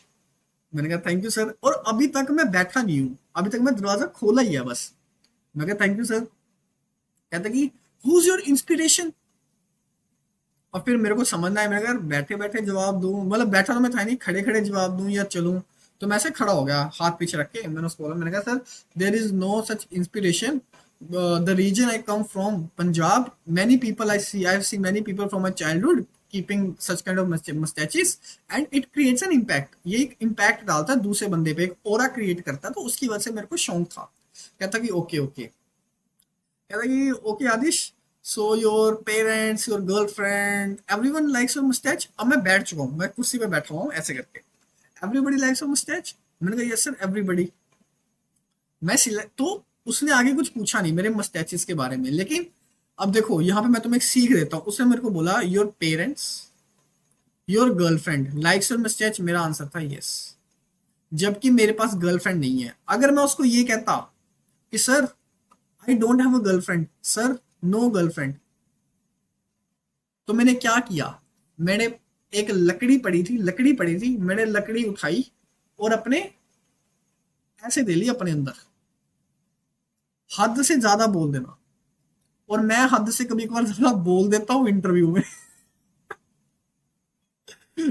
जो मैं रिसेंट इंटरव्यू देकर आया हूँ, वो मैं देकर आया हूँ 11 SSB, अप्रैल में नहीं, कब गया था मैं, अप्रैल में नहीं, 11 SSB नहीं, 11 SSB की बात हो, 32 SSB की है। 11 SSB प्रयागराज की बात है ये, ठीक है। TDS IMA की SSB थी जो अभी रिसेंट हुआ है। तो मेरा डेप्यूटी प्रेसिडेंट के पास ये इंटरव्यू था। Deputy president is bold, sir पे वो नहीं है, बाल नहीं है 11 SSB में। तो मैं गया, इस बार मैं मुझे काट के गया था। ठीक है, सीख लिया था मैंने।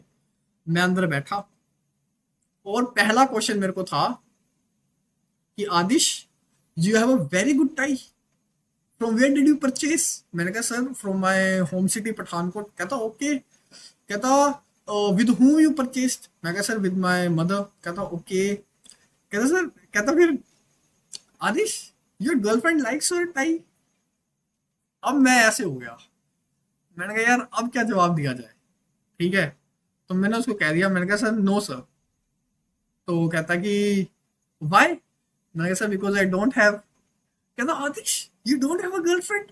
मैंने कहा नो सर। कहता you are so handsome champ, you are wearing a tie, a very beautiful tie, you don't have a girlfriend. मैंने कहा नो सर। कहता why don't you have a girlfriend. मैंने उसको बोला, मैंने कहा सर ऐसे वाई नहीं मैच की जो बोलते हैं, मैंने बोला। मैं कहता ओके। कहता Aadish you are from, Aadish you are from a very good college, Shri Venkateswara college, it's in south campus. मैंने कहा यस सर। कहता is there any problem with the girls of Shri Venkateswara college. मैं ऐसे बैठा हूँ, मैंने कहा no sir, the girls in the college are really very beautiful, but मेरी किसी के साथ है ना वैसी वाइब मैच नहीं हुई। I have many girls as my friends, but not that close कि मैं किसके साथ रिलेशनशिप में आ जाऊँ। कहता कि ओके ओके ओके। फिर हमारा इंटरव्यू जैसे भी चला चला, तो एंड में कहता कि Aadish do you want to tell me something about yourself, anything you want to tell about yourself. तो मैंने उसको बोला, मैं कहा sir I am very foodie, तो मेरे को डिफरेंट डिफरेंट क्विजीन्स टाइप करने का खाने का काफी शौक है ना, हर एक स्टेट की क्या डिश होती है मेरे को खाने का काफी शौक है अलग अलग। कहता कि ओके। कहता कि और। मैं कहा sir I have got many compliments that I have a good smile. कहते कि Aadish you have a good smile, that is why I asked you that do you have a girlfriend. मैंने कहा भाई यार तू पीछा छोड़ दे मेरा गर्लफ्रेंड को लेकर।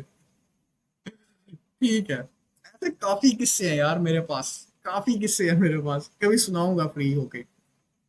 चलो, माहौल तुम्हारा भी बना दिया मैंने कैडा। What is the equation of circle whose diameter is 10 centimeter? Equation of a circle, diameter is 10 centimeter, diameter 10 centimeter है, radius 5 centimeter होगा। Equation of two of its diameter, ये मेरे पास दो डायमीटर है, इसकी इक्वेशन उसने दे दी है x plus Y is equal to zero, इस वाले की इक्वेशन दे दी है x minus Y is equal to zero. अगर मैं इन दोनों इक्वेशन को सोल्व करूंगा तो मेरे पास क्या आएगा, passing point x equal to Y, तो मेरे पास ये पॉइंट आएगा 0,0। ठीक है, यानी कि जो सर्कल है उसका सेंटर है 0,0 और उसका जो रेडियस है वो 5 है। इक्वेशन ऑफ सर्कल क्या होगी, X square plus Y square equal to 25। यहां से पता है तुम्हारी ऑब्जर्वेशन एक और अच्छी होनी चाहिए, ऑब्जर्वेशन होनी चाहिए कि ये वाली लाइन क्या है, ये वाली लाइन है ऐसे, और ये वाली लाइन कैसे है, ये वाली लाइन है ऐसे। देख रहे हो तुम, ये ऐसे सर्कल बन रहा है अगर मैं एक बनाऊं तो। ये ऑब्जर्वेशन है जो तुम्हें आनी चाहिए, मेरे ख्याल से तो तुम्हारी ये डेवलप होनी चाहिए। मैं यहां से कुछ स्टेट लाइन का क्वेश्चन भी बना सकता था लेकिन वो कॉम्प्लिकेटेड हो जाता जाता ना। चलो, if AB is the center and C is the radius of the circle, this x square plus y square plus 2gx plus 2FY plus C is equal to 0। A B मेरे पास centre है, तो ए की value क्या होगी -1, B की value होगी -3, और क्या पूछ रहा है वो, सी मेरे पास रेडियस है, रेडियस की वैल्यू क्या होगी g square plus f square minus c, a का स्क्वायर प्लस नो का स्क्वायर माइनस 1 दैट इज 3। वो मुझसे पूछ रहा है a square plus b square plus c square, यानी कि 1 प्लस 9 प्लस 9 9 2 18 और 1 19। ऑप्शन नंबर ए, आसान सा क्वेश्चन था बेटा। ए स्क्वायर की वैल्यू आई 1, बी स्क्वायर की वैल्यू आई 9, सी स्क्वायर की वैल्यू आई 9। ऐड कर दो। अगला, the equation of a circle is this, which of the following is correct. अगर मैं इस इक्वेशन को ध्यान से देखूं तो मेरे दिमाग में पहली चीज आनी चाहिए कि क्या कोई फॉर्मूला बन रहा है, क्या कोई फॉर्मूला बन रहा है, क्या स्प्लिटिंग हो रही है मिडिल टर्म्स की, ये चीजें दिमाग में आनी चाहिए। ठीक है, क्योंकि डायमीटर की बात हो रही है, डायमीटर, और तुम्हें पता है डायमीटर की इक्वेशन कैसे होती है।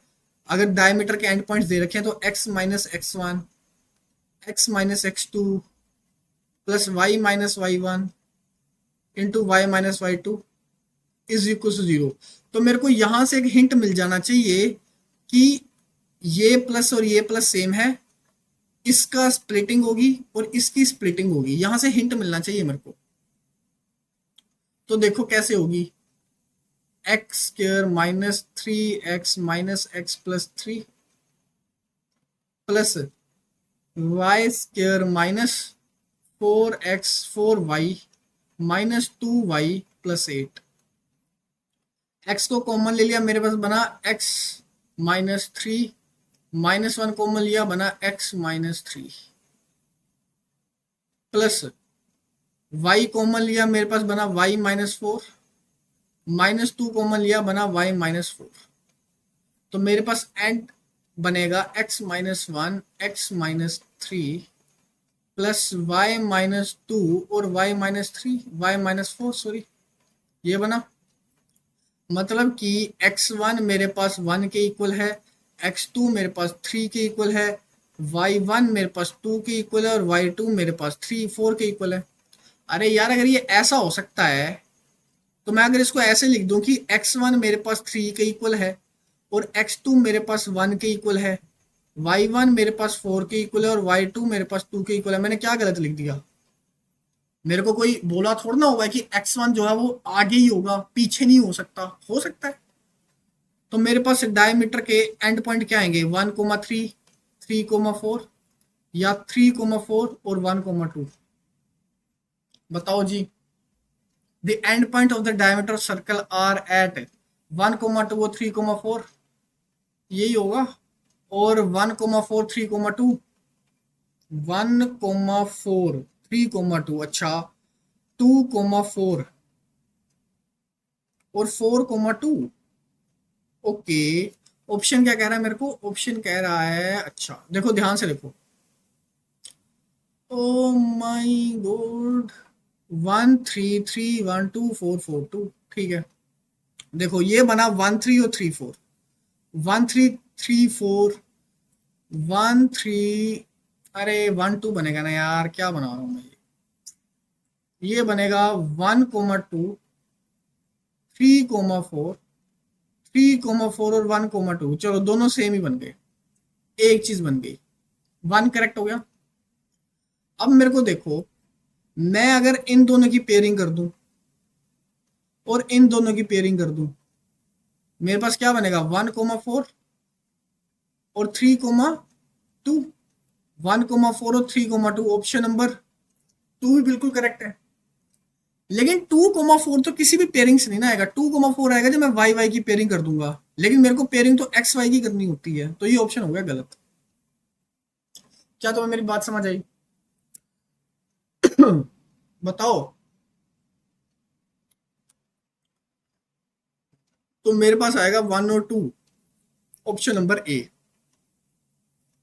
ठीक है, बात समझ आई? देखो ना, उसने क्या किया, उसने x1 को 1 रहने दिया, x2 को 3 रहने दिया, यहाँ y1 को उसने 4 कर दिया और y2 को उसने 2 कर दिया। मैंने दोनों को ऊपर नीचे दोनों को हिला दिया, उसने दोनों को नहीं हिलाया क्योंकि वो सेम बन जाएगा, उसने सिर्फ नीचे नीचे को हिलाया। ठीक है, चलो अगला। This is good question. मैं कर रहा था, मेरे को अच्छा लगा ये क्वेश्चन, मेरे को था कि तुम्हारे दिमाग में नहीं आएगा। ABC is inscribed in a circle, triangle ABC is inscribed in a circle. चलो एक ट्राइंगल बनाते हैं।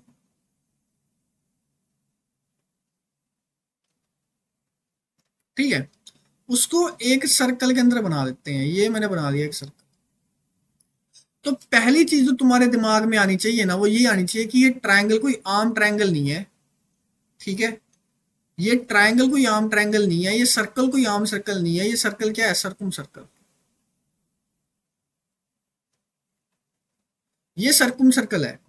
तो सर्कुम सर्कल का अगर मैं ये वो ले लूं सेंटर, और मैंने इसके कोऑर्डिनेट्स ले लिए ए बी सी, तुम्हें प्रॉपर्टीज पता होनी चाहिए ये सेंटर्स की, मैं पहले बता रहा हूं। मैंने ये जोड़ दिए, ये मैं लेता हूं ओ। तो मेरे को पता है सर्कुम सर्कल की प्रॉपर्टी है कि जो ओ ए, ओ ए का जो डिस्टेंस है वही डिस्टेंस मेरे पास ओ बी का होगा, और वही डिस्टेंस मेरे पास ओ सी का होगा। ये प्रॉपर्टी होती है।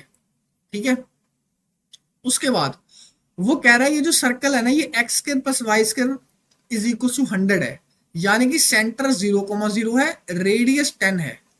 रेडियस 10 और सेंटर 0,0 है। लो, सेंटर दे दिया 0,0, रेडियस मतलब 10, ये भी 10, ये भी 10 और ये भी 10। ठीक है, मेरे को कह रहा है कि बी कोऑर्डिनेट है 6,8 और सी कोऑर्डिनेट है -8,6। बहुत बढ़िया। कह रहा है व्हाट इज एंगल बी ए सी। कितना बढ़िया सवाल है यार, वाह। कह रहा है कि ये एंगल कितना होगा, ये वाला एंगल बी ए सी। तुम्हें पता होना चाहिए इस चीज का, इस चीज का तुम्हें पता होना चाहिए कि मैं अगर एक सर्कल बनाऊं, मैं इस सर्कल की एक कोड बना दूं। ये क्या है? ये कोड है। इस कोड के एंड पॉइंट है ए और बी। इस कोड से मैं इस सर्कल के किसी भी पॉइंट पे एक ट्रायंगल सा बना दूं। पहले सुनो, ये सेंटर है, ये सेंटर है, लो सेंटर हो। इस कोड से मैं सर्कल को, सर्कल के पॉइंट पे किसी पे भी मैं एक ट्रायंगल बना दूं ऐसे करके, और ये एंगल ले लूं मैं थीटा। फिर मैंने ये ले लिया और ये भी एंगल थीटा होगा। ये जो दो एंगल बनेंगे ये सेम बनेंगे। कोड के दोनों पॉइंट से अगर मैं एक सर्कल पे कुछ ट्रायंगल जैसी चीज बना रहा हूं, तो जो दोनों एंगल बनते हैं वो सेम बनते हैं। मैं यहां पे भी एक ले लूं तो ये भी मेरे पास सेम बनेगा थीटा। लेकिन जो सेंटर पे बनेगा, सेंटर पे ये ऑलवेज 2 थीटा होगा। तो ये प्रॉपर्टी होती है सर्कल की कि the angle made by the code at the centre is twice the angle made by the code on the perimeter या circumference of the circle. Angle made by the code on the circumference of the circle is half the angle made by the code at the centre. दोनों type से मैंने definition तुम्हें बोल दी। यानी कि जो मेरा एंगल बी ए सी होगा वो कुछ नहीं, वो twice of angle B O C होगा। ये प्रॉपर्टी होती है सर्कुम सर्कल की, सर्कुम सेंटर की, दोबारा बता रहा हूं। उसके बाद मेरा सवाल ये बन गया कि क्या मैं ये फाइंड कर सकता हूं बी ओ सी। मैंने बी ओ सी को बड़ा बड़ा करके बना लिया, बी ओ सी। ये 10 है, ये 10 है, ये थीटा है। मैं ये डिस्टेंस निकालता हूं, बीसी का डिस्टेंस क्या होगा? Under the root x2 minus x1 का होल स्क्वायर, 14 का square 196 plus 6 minus 8 minus two का होल स्क्वायर 4, यानी कि अंडर रूट 200। यानी कि मेरे पास बनेगा √2 इंटू √100 10√2। ये मेरे पास तीनों साइड की डायमेंशन आ गई। अब मैं लगाऊंगा, क्या लगाऊंगा मैं? Cosine rule. क्वेश्चन बहुत बढ़िया यार, ये मेरे को मजा आ गया था क्वेश्चन करके। कोसाइन रूल, कोसाइन रूल कहता है कि जो कोस ऑफ एंगल होगा वो मेरे पास बी ओ का स्क्वायर प्लस ओ सी का स्क्वायर माइनस बी सी का square upon twice of mod of O B और मोड ऑफ ओ सी के इक्वल होगा। कोसाइन रूल तुमने पढ़ लेना चाहिए, या 10 का होल स्क्वायर हो गया 100 plus 100 minus B C 10√2 200 upon twice of 10 into 10, ये तो मेरे पास आ गया 0। कोस थीटा 0 के इक्वल है तो थीटा मेरे पास 90 के इक्वल है। अगर मेरे पास थीटा 90 के इक्वल है, थीटा मेरे पास 90 के इक्वल है, तो मेरे पास मतलब कि एंगल बी ओ सी 90 के इक्वल है। अच्छा बी ए सी तो, अरे ये फोन में अगर लिख दिया ना, देखो ये मैंने गलत सा लिख दिया, थोड़ा सा मेरे को माफ करना। एंगल जो बी ओ सी होगा वो होगा ना ट्वाइस एंगल बी ए सी के, तो ये 90 है, तो मेरे पास एंगल बी ए सी कितना आएगा, हाफ ऑफ 90 दैट इज 45। तो मेरे पास आएगा π/4, π/4 यानी ऑप्शन नंबर सी। अच्छा क्वेश्चन था यार ये, इसको मैं कहूंगा अच्छा क्वेश्चन पेपर के लेवल का।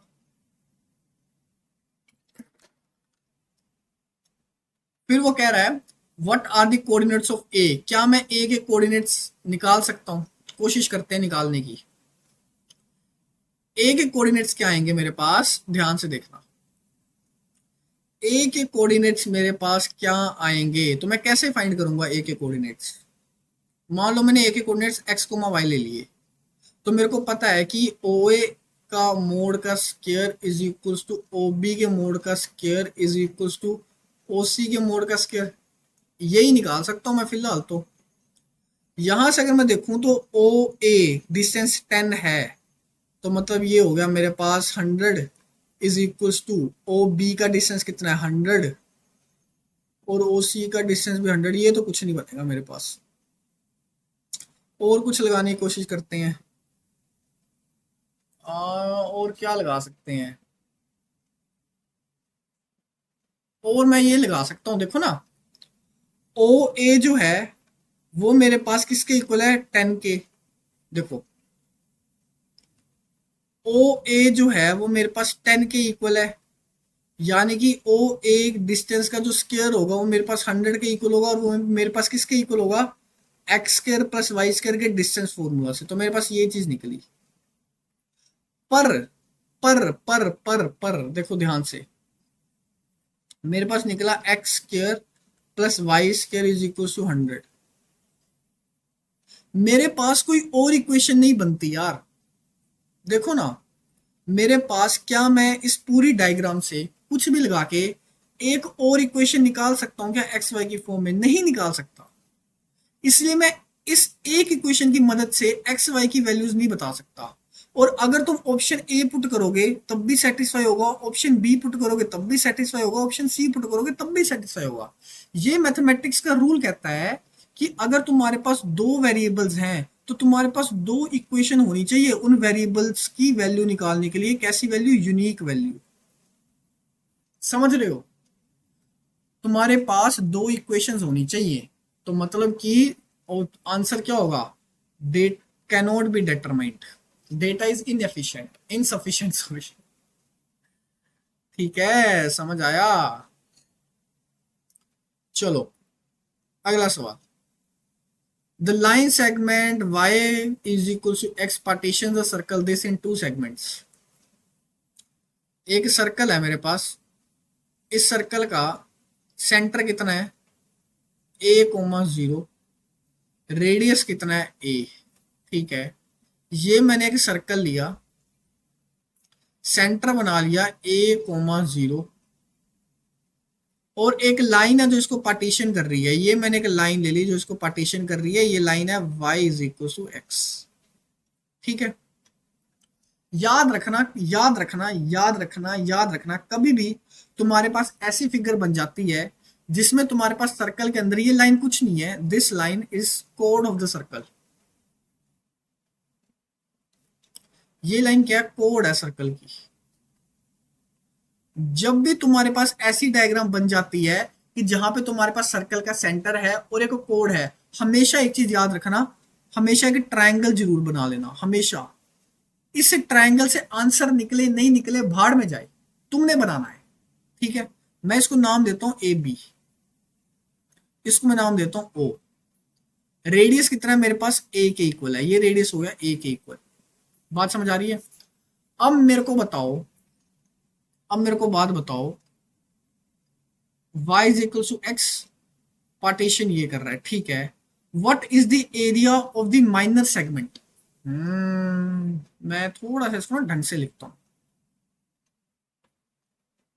देखो ये b है और इसको मैं यहां पे ले जाता हूं y is equal to x.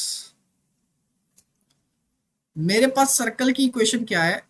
x minus ए का whole square plus Y square is equal to A square.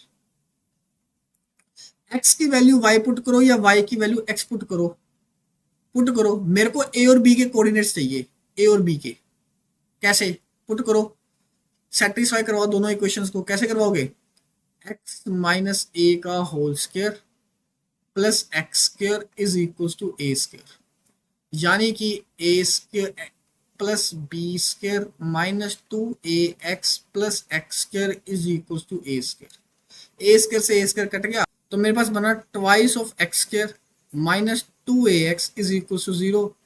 मैंने निकाल लिया x को कॉमन, बना 2x माइनस, या तो 2x को ही कॉमन निकाल लो, 2x को कॉमन निकाल लो।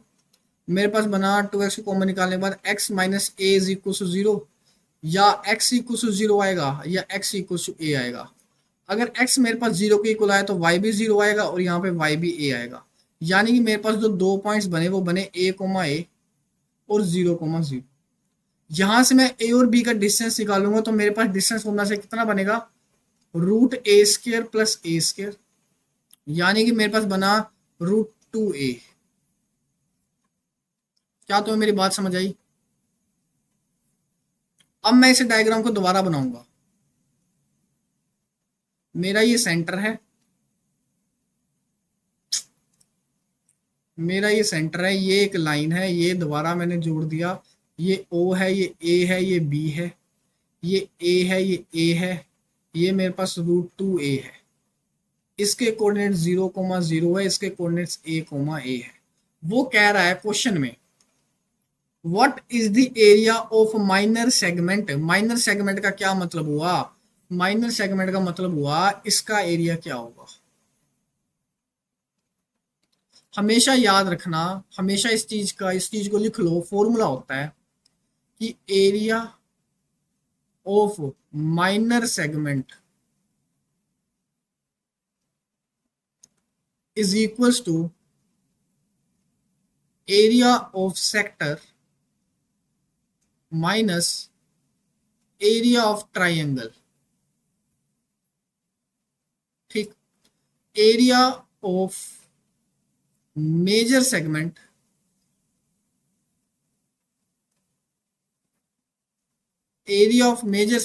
is equals to area of circle minus area of minor segment.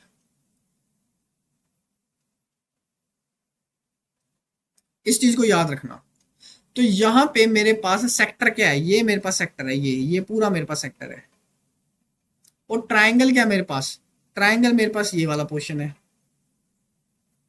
तो एरिया ऑफ सेक्टर क्या होता है? सेक्टर का एरिया क्या होता है मेरे पास? सेक्टर का एरिया होता है पाई आर स्क्वायर थीटा अपॉन 360। और ये थीटा कौन सा? ये थीटा ये है, दिस इज द थीटा, ये मेरे पास थीटा है। अब ये थीटा निकालूंगा कैसे? कोसाइन रूल से। Cos theta is equal to A square plus A square minus root 2a square divided by twice of a into a. ये मेरे पास आएगा 0 के इक्वल, थीटा आएगा 90 के इक्वल। एरिया ऑफ सेक्टर किसके इक्वल आएगा? पाई आर स्क्वायर। देखो अब ऑप्शन देखो, ऑप्शन में उसने पाई को एज इट इज रहने दिया है, तो मैं पाई को नहीं छेड़ूंगा, मैं पाई को सोल्व नहीं करूंगा। मैंने ऑप्शंस देखे, ठीक है, बढ़िया क्वेश्चन है ना ये भी। देखो सर्कल में क्वेश्चन अच्छे आ रखे हैं ना। एरिया ऑफ सेक्टर बना मेरे पास पाई आर स्क्वायर थीटा 90.360 1/4, यानी कि 1/4 पाई ए स्क्वायर।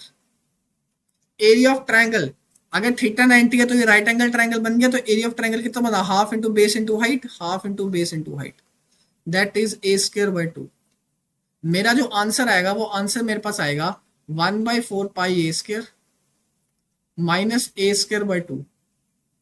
यहां से कॉमन निकाल लो ए स्क्वायर बाई 4, तो मेरे पास बनेगा pi minus a square by 2, common निकाल लो तो पाई माइनस 1 डिवाइडेड बाय 2, ये आया मेरे पास कॉमन। मेरे पास फिर आएगा ए स्क्वायर बाय 2, तो कैलकुलेशन है बस, पाई माइनस 2 डिवाइडेड बाय 2, तो मेरे पास आया pi minus 2 A square divided by 4। Options देखते हैं, options pi minus 2 A square divided by 4, pi minus 2 A square divided by 4। Second, what is the area of major segment, area of circle pi A square minus pi minus 2 A square divided by 4। इसको solve करो, जो तुम्हारे पास answer आएगा वो तुम्हारे पास answer है। क्या तुम्हें मेरी बात समझ आई? अच्छे क्वेश्चन थे, मतलब बाइनोमियल में एक आधा क्वेश्चन अच्छा था, सर्कल के क्वेश्चन अच्छे ना, कोसाइन कोसाइन रूल लग रहे हैं इसमें। ठीक है, अगला, if this is the equation of the code of the circle. देखो दोबारा एक सर्कल दे दिया, उस सर्कल की एक कोड दे दी, इस कोड की इक्वेशन दे दी 3x plus Y minus 5 is equal to 0। Circle का जो सेंटर है वो मेरे पास है 0,0, सर्कल का रेडियस है वो है 5। यहां से पता चला। अब सर्कल की जो इक्वेशन है वो क्या है मेरे पास, x square plus Y square is equal to 25। कह रहा है what are the coordinates of the mid point. अब मैंने हमेशा तुम्हें बताया कि इसमें ट्रायंगल बना लेना है, ट्रायंगल से सोल्व होगा नहीं होगा मेरे को नहीं पता, मेरे को बना लेना है बस, बात खत्म। वो कह रहा है कि मिड पॉइंट क्या होगा,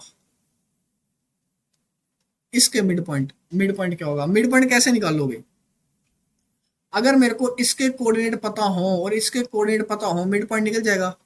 इन दोनों के कोऑर्डिनेट्स कैसे निकलेंगे, इन दोनों के इंटरसेक्शन से। तो यहां से मैंने y की वैल्यू ले ली 5 माइनस 3x,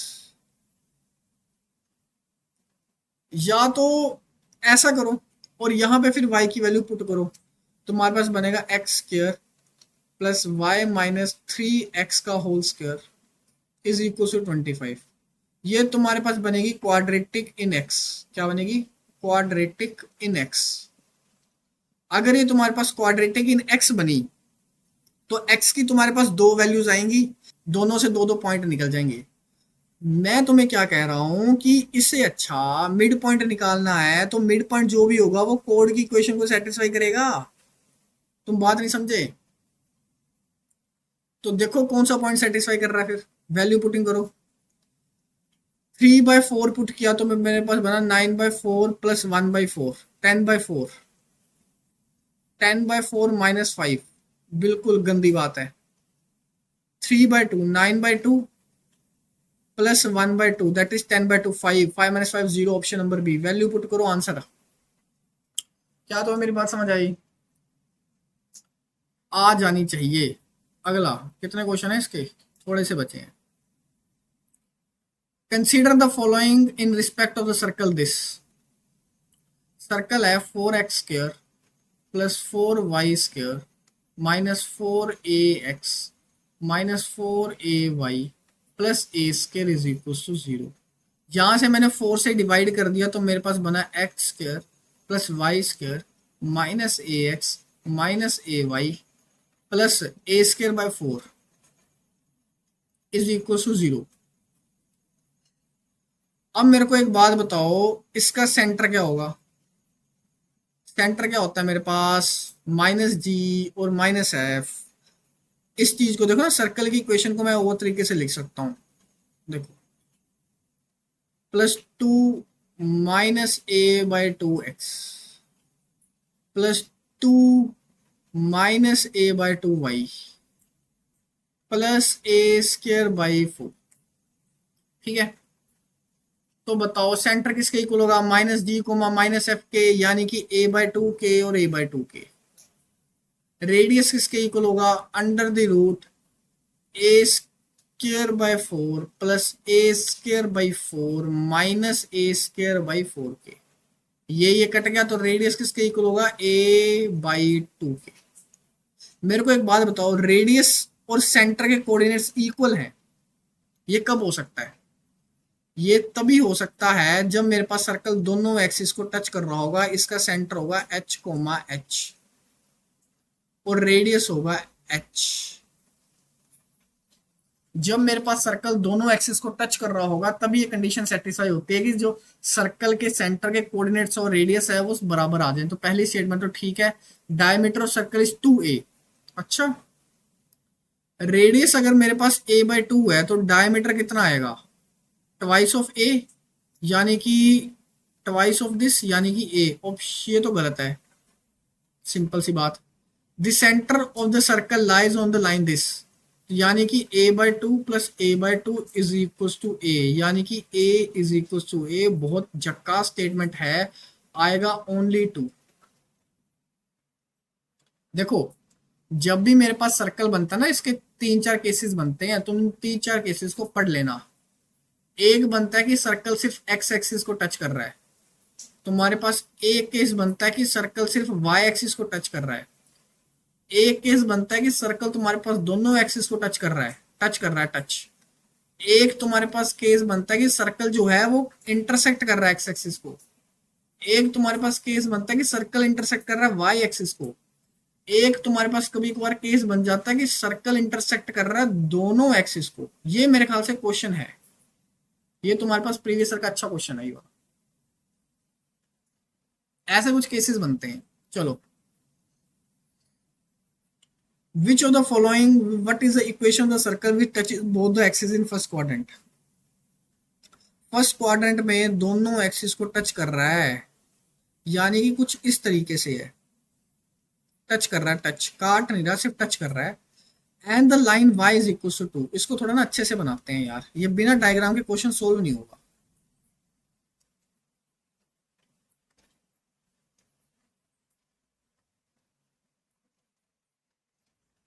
मैंने बनाया एक सर्कल, अरे अरे अरे अरे, मैंने बनाया एक सर्कल,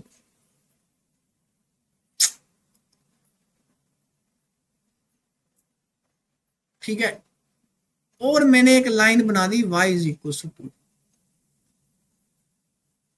ठीक है, अब ध्यान से देखना, सर्कल दोनों एक्सिस को टच कर रहा है तो ये सर्कल का सेंटर होगा,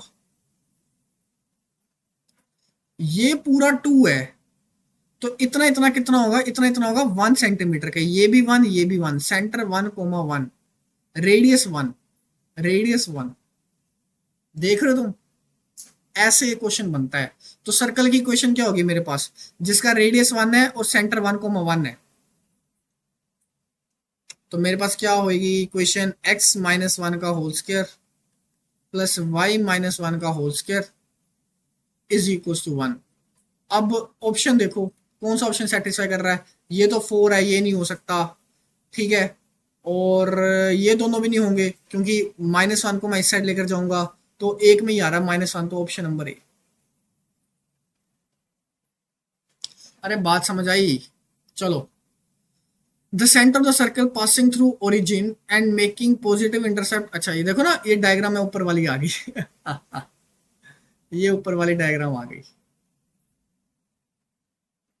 वो कह रहा है कि the centre of the circle passing through the origin, ये ओरिजिन से पास कर रहा है, एंड इंटरसेक्ट बना रहा है 4 और 6 का ऑन द लाइन। ये ऐसे बनेगा सर्कल। क्या तुम्हें मेरी बात समझ आई? देखो ना, ऊपर डायग्राम बनाई थी, ये सेम डायग्राम। उसने क्वेश्चन में बोला है कि ये जो है ना, ये 0,0 है, जो यहां से लेकर यहां तक का डिस्टेंस है वो मेरे पास 4 है, और जो यहां से लेकर यहां तक का डिस्टेंस है, यहां से लेकर यहां तक का डिस्टेंस है वो है 6। अगर सर्कल सेंटर से पास या कहां से पास कर रहा है, ओरिजिन से, अगर मैं इक्वेशन ऑफ सर्कल लिखूं X square plus Y square plus 2gx plus 2fy plus C is equal to 0, अगर ये ओरिजिन से पास कर रहा है तो मेरे पास सी तो 0 के इक्वल आएगा ना, तो ये वैल्यू नहीं आएगी। अगर ये एक्स एक्सिस पे इंटरसेप्ट बना रहा है तो इंटरसेप्ट का फॉर्मूला क्या होता है, एक्स एक्सिस पे 2√g² minus C is equal to 4। C तो 0 है तो मेरे पास आएगा 2√g² इज इक्वल टू 4, ये कट गया 2, तो मेरे पास आया g² इज इक्वल टू 4, मेरे पास आया g is equal to plus minus 2। Similarly 2√f² minus C is equal to 6, तो मेरे पास आएगा 2×3 = 6, सी तो वैसे 0 है, तो f² आया 9, f की वैल्यू आई प्लस माइनस 9 प्लस माइनस 3। लेकिन मेरे को बोल रखा है, अगर तुम ये फिगर देखो ध्यान से, तो ये पूरा का पूरा जो है ये मेरे पास फर्स्ट क्वाड्रेंट की बात हो रही है, तो मतलब कि फर्स्ट क्वाड्रेंट की बात हो रही है, मैं नेगेटिव को निगलेक्ट कर दूंगा, f की वैल्यू मेरे पास 3 आएगी, g की वैल्यू मेरे पास 2 आएगी। क्या मेरी बात बहुत ध्यान से समझ आई?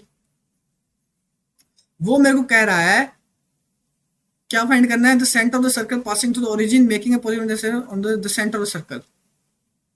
ठीक है, सेंटर ऑफ सर्कल क्या होगा मेरे पास, -2, -3। देखो ना सेंटर ऑफ सर्कल, देखो सेंटर ऑफ सर्कल होता है, centre of circle, centre of circle होता है -g, -f, यानी कि होना चाहिए -2, -3। लेकिन मैंने बोला कि जो सर्कल है वो फर्स्ट क्वाड्रेंट में लाई कर रहा है, तो नेगेटिव तो हो ही नहीं सकता, 2,3 होगा। अब 2,3 बताओ कौन सी इक्वेशन में आ रहा है, x को 2 पुट किया, y को 3 पुट किया, 2 4, पहली तो नहीं है।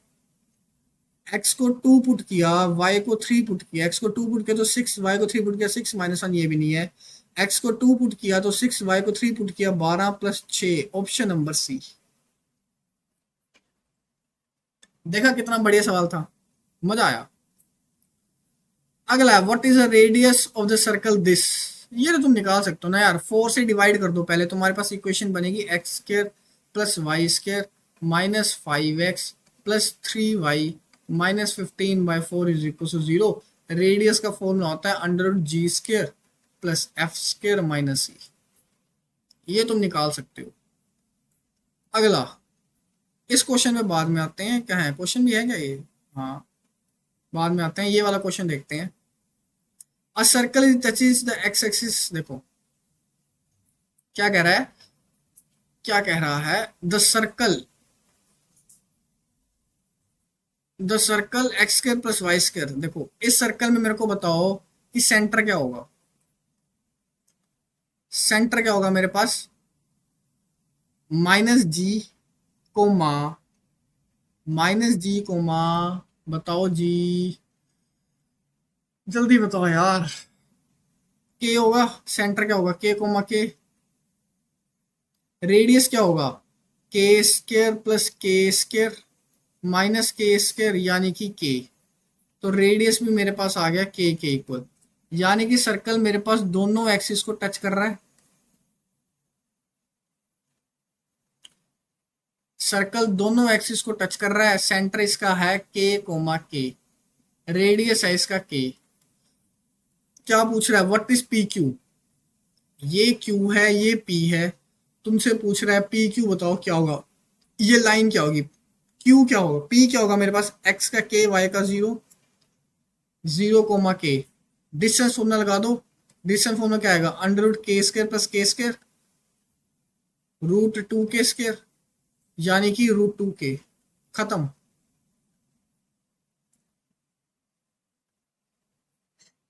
कितना आसान सवाल था, ये वाला इंपॉर्टेंट है, इसका फॉर्मूला होता है, देखो कभी भी तुम्हें कोई भी एक पॉलीगन दे दिया जाए, पॉलीगन दे दिया जाए ऐसे ऐसे ऐसे ऐसे कुछ भी दे दिया जाए और उसके अंदर एक सर्कल डाल दिया जाए, ये जो पॉलीगन है इसकी जो साइड्स हैं ये मेरे पास n है और इसकी जो साइड लेंथ है वो मेरे पास a है। और ये कैसा पॉलीगन है? एक रेगुलर पॉलीगन। रेगुलर मतलब इसकी सारी साइड इक्वल लेंथ की है, सारी साइड इक्वल लेंथ की है। तो डायमीटर, अगर ये सर्कल है तो इस सर्कल का कुछ डायमीटर होगा, डायमीटर। इस डायमीटर का जो फॉर्मूला होता है वो होता है a कोट 180/n। ये याद कर लो, ठीक है। अब देखो मेरे को कैसे निकालना है। साइड मेरे को दे रखी है 1, तो डायमीटर किसके इक्वल होगा? 1 cot 180/n, 12 sides, 12 1 12, 6 12 5 60, cot 15, cot 15 answer होगा। कोट 15 की वैल्यू होती है 2 + √3, तो जो डायमीटर होगा वो 2 + √3 के इक्वल होगा। ऑप्शन नंबर सी।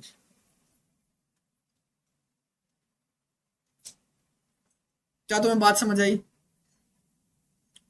समझ आई तो बहुत बढ़िया। अगला लास्ट क्वेश्चंस पे आ गए हम सर्कल के। ऑलमोस्ट ऑलमोस्ट हमें 2 घंटे के आसपास हो गया, ऊपर हो गया होगा। A circle is passing through 3 points. Circle की जनरल इक्वेशन होती है x² + y² + 2gx + 2fy + c = 0। 5, -8 से पास कर रहा है ये सर्कल। 5, -8 से 5 का स्क्वायर हो गया 25, 8 का स्क्वायर हो गया 64, प्लस 5 दूनी 10, -16f प्लस c = 0। यानी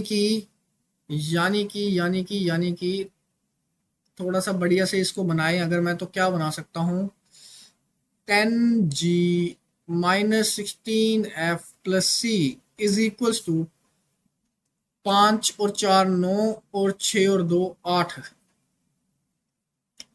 क्या गंदी इक्वेशन बनी है भाई। 5 4 9 6 2 8, ये बनी पहली इक्वेशन। -2, 9 भी सेटिस्फाई करता है। 9 का स्क्वायर 81, -2 है, -2 -2 और 2 -4g, 9 18f + c = 0। यानी कि -4g + 18f + c = 80, माइनस में चल जाएगा ना, -85। यानी कि 4g - 18f - c = 85। गंदी इक्वेशन दोबारा। तीसरा मेरे पास आ रहा है 2, 1 4 और एक 5 + 4g + 1f + c = 0। यानी कि 4g + 2f + c = -5। ये आया थर्ड। अब मैं क्या करूंगा? मैं करूंगा 1 + 2। जब भी तुम्हें ऐसे कोई क्वेश्चन आ जाए ना, तो वर्किंग रूल लिख लो। पहला 3 इक्वेशंस, दूसरा eliminate C to get equations in 2 variable, third solve equations by elimination, substitution या क्रॉस मल्टीप्लिकेशन, जो भी तुम्हें अच्छा लगे। जब मैं 1 और 2 को ऐड करूंगा, सी मेरे पास एलिमिनेट हो जाएगा, मेरे पास बनेगा 14g। ये मेरे पास 8 6 कितना हो गया? 14, -14 और 34, 34f = 2। अरे बाप रे बाप, ऐड करने पे ये बना 14, 9 और 5 बन गए 14, 8 8 और 16 और एक 17, 174। इक्वेशन ही बहुत खराब बन रही है भाई। यहां से बनेगा ये कुछ। फिर अगली इक्वेशन बनाओ, 1 में से 3 को माइनस कर दो, अगली इक्वेशन बनाओ। हमें सिर्फ 2 इक्वेशन की जरूरत है। Eliminate to get 2 equations, 2 equations. अगली 1 में से 3 या बनाओ यार, लंबी बनेगी। तो मेरे पास बनेगा 10 में से 4 गए 6G -18F, ठीक है। और बनेगा 89 + 5 94।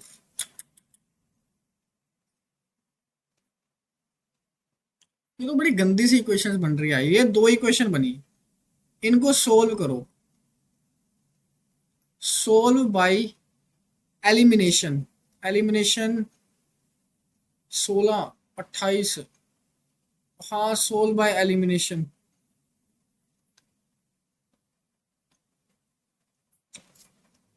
14, इसको 2 से डिवाइड कर दो बेशक थोड़ा सिंपल बनाने के लिए। 3G -9F is equals to 2 4 8 2 7 14 47।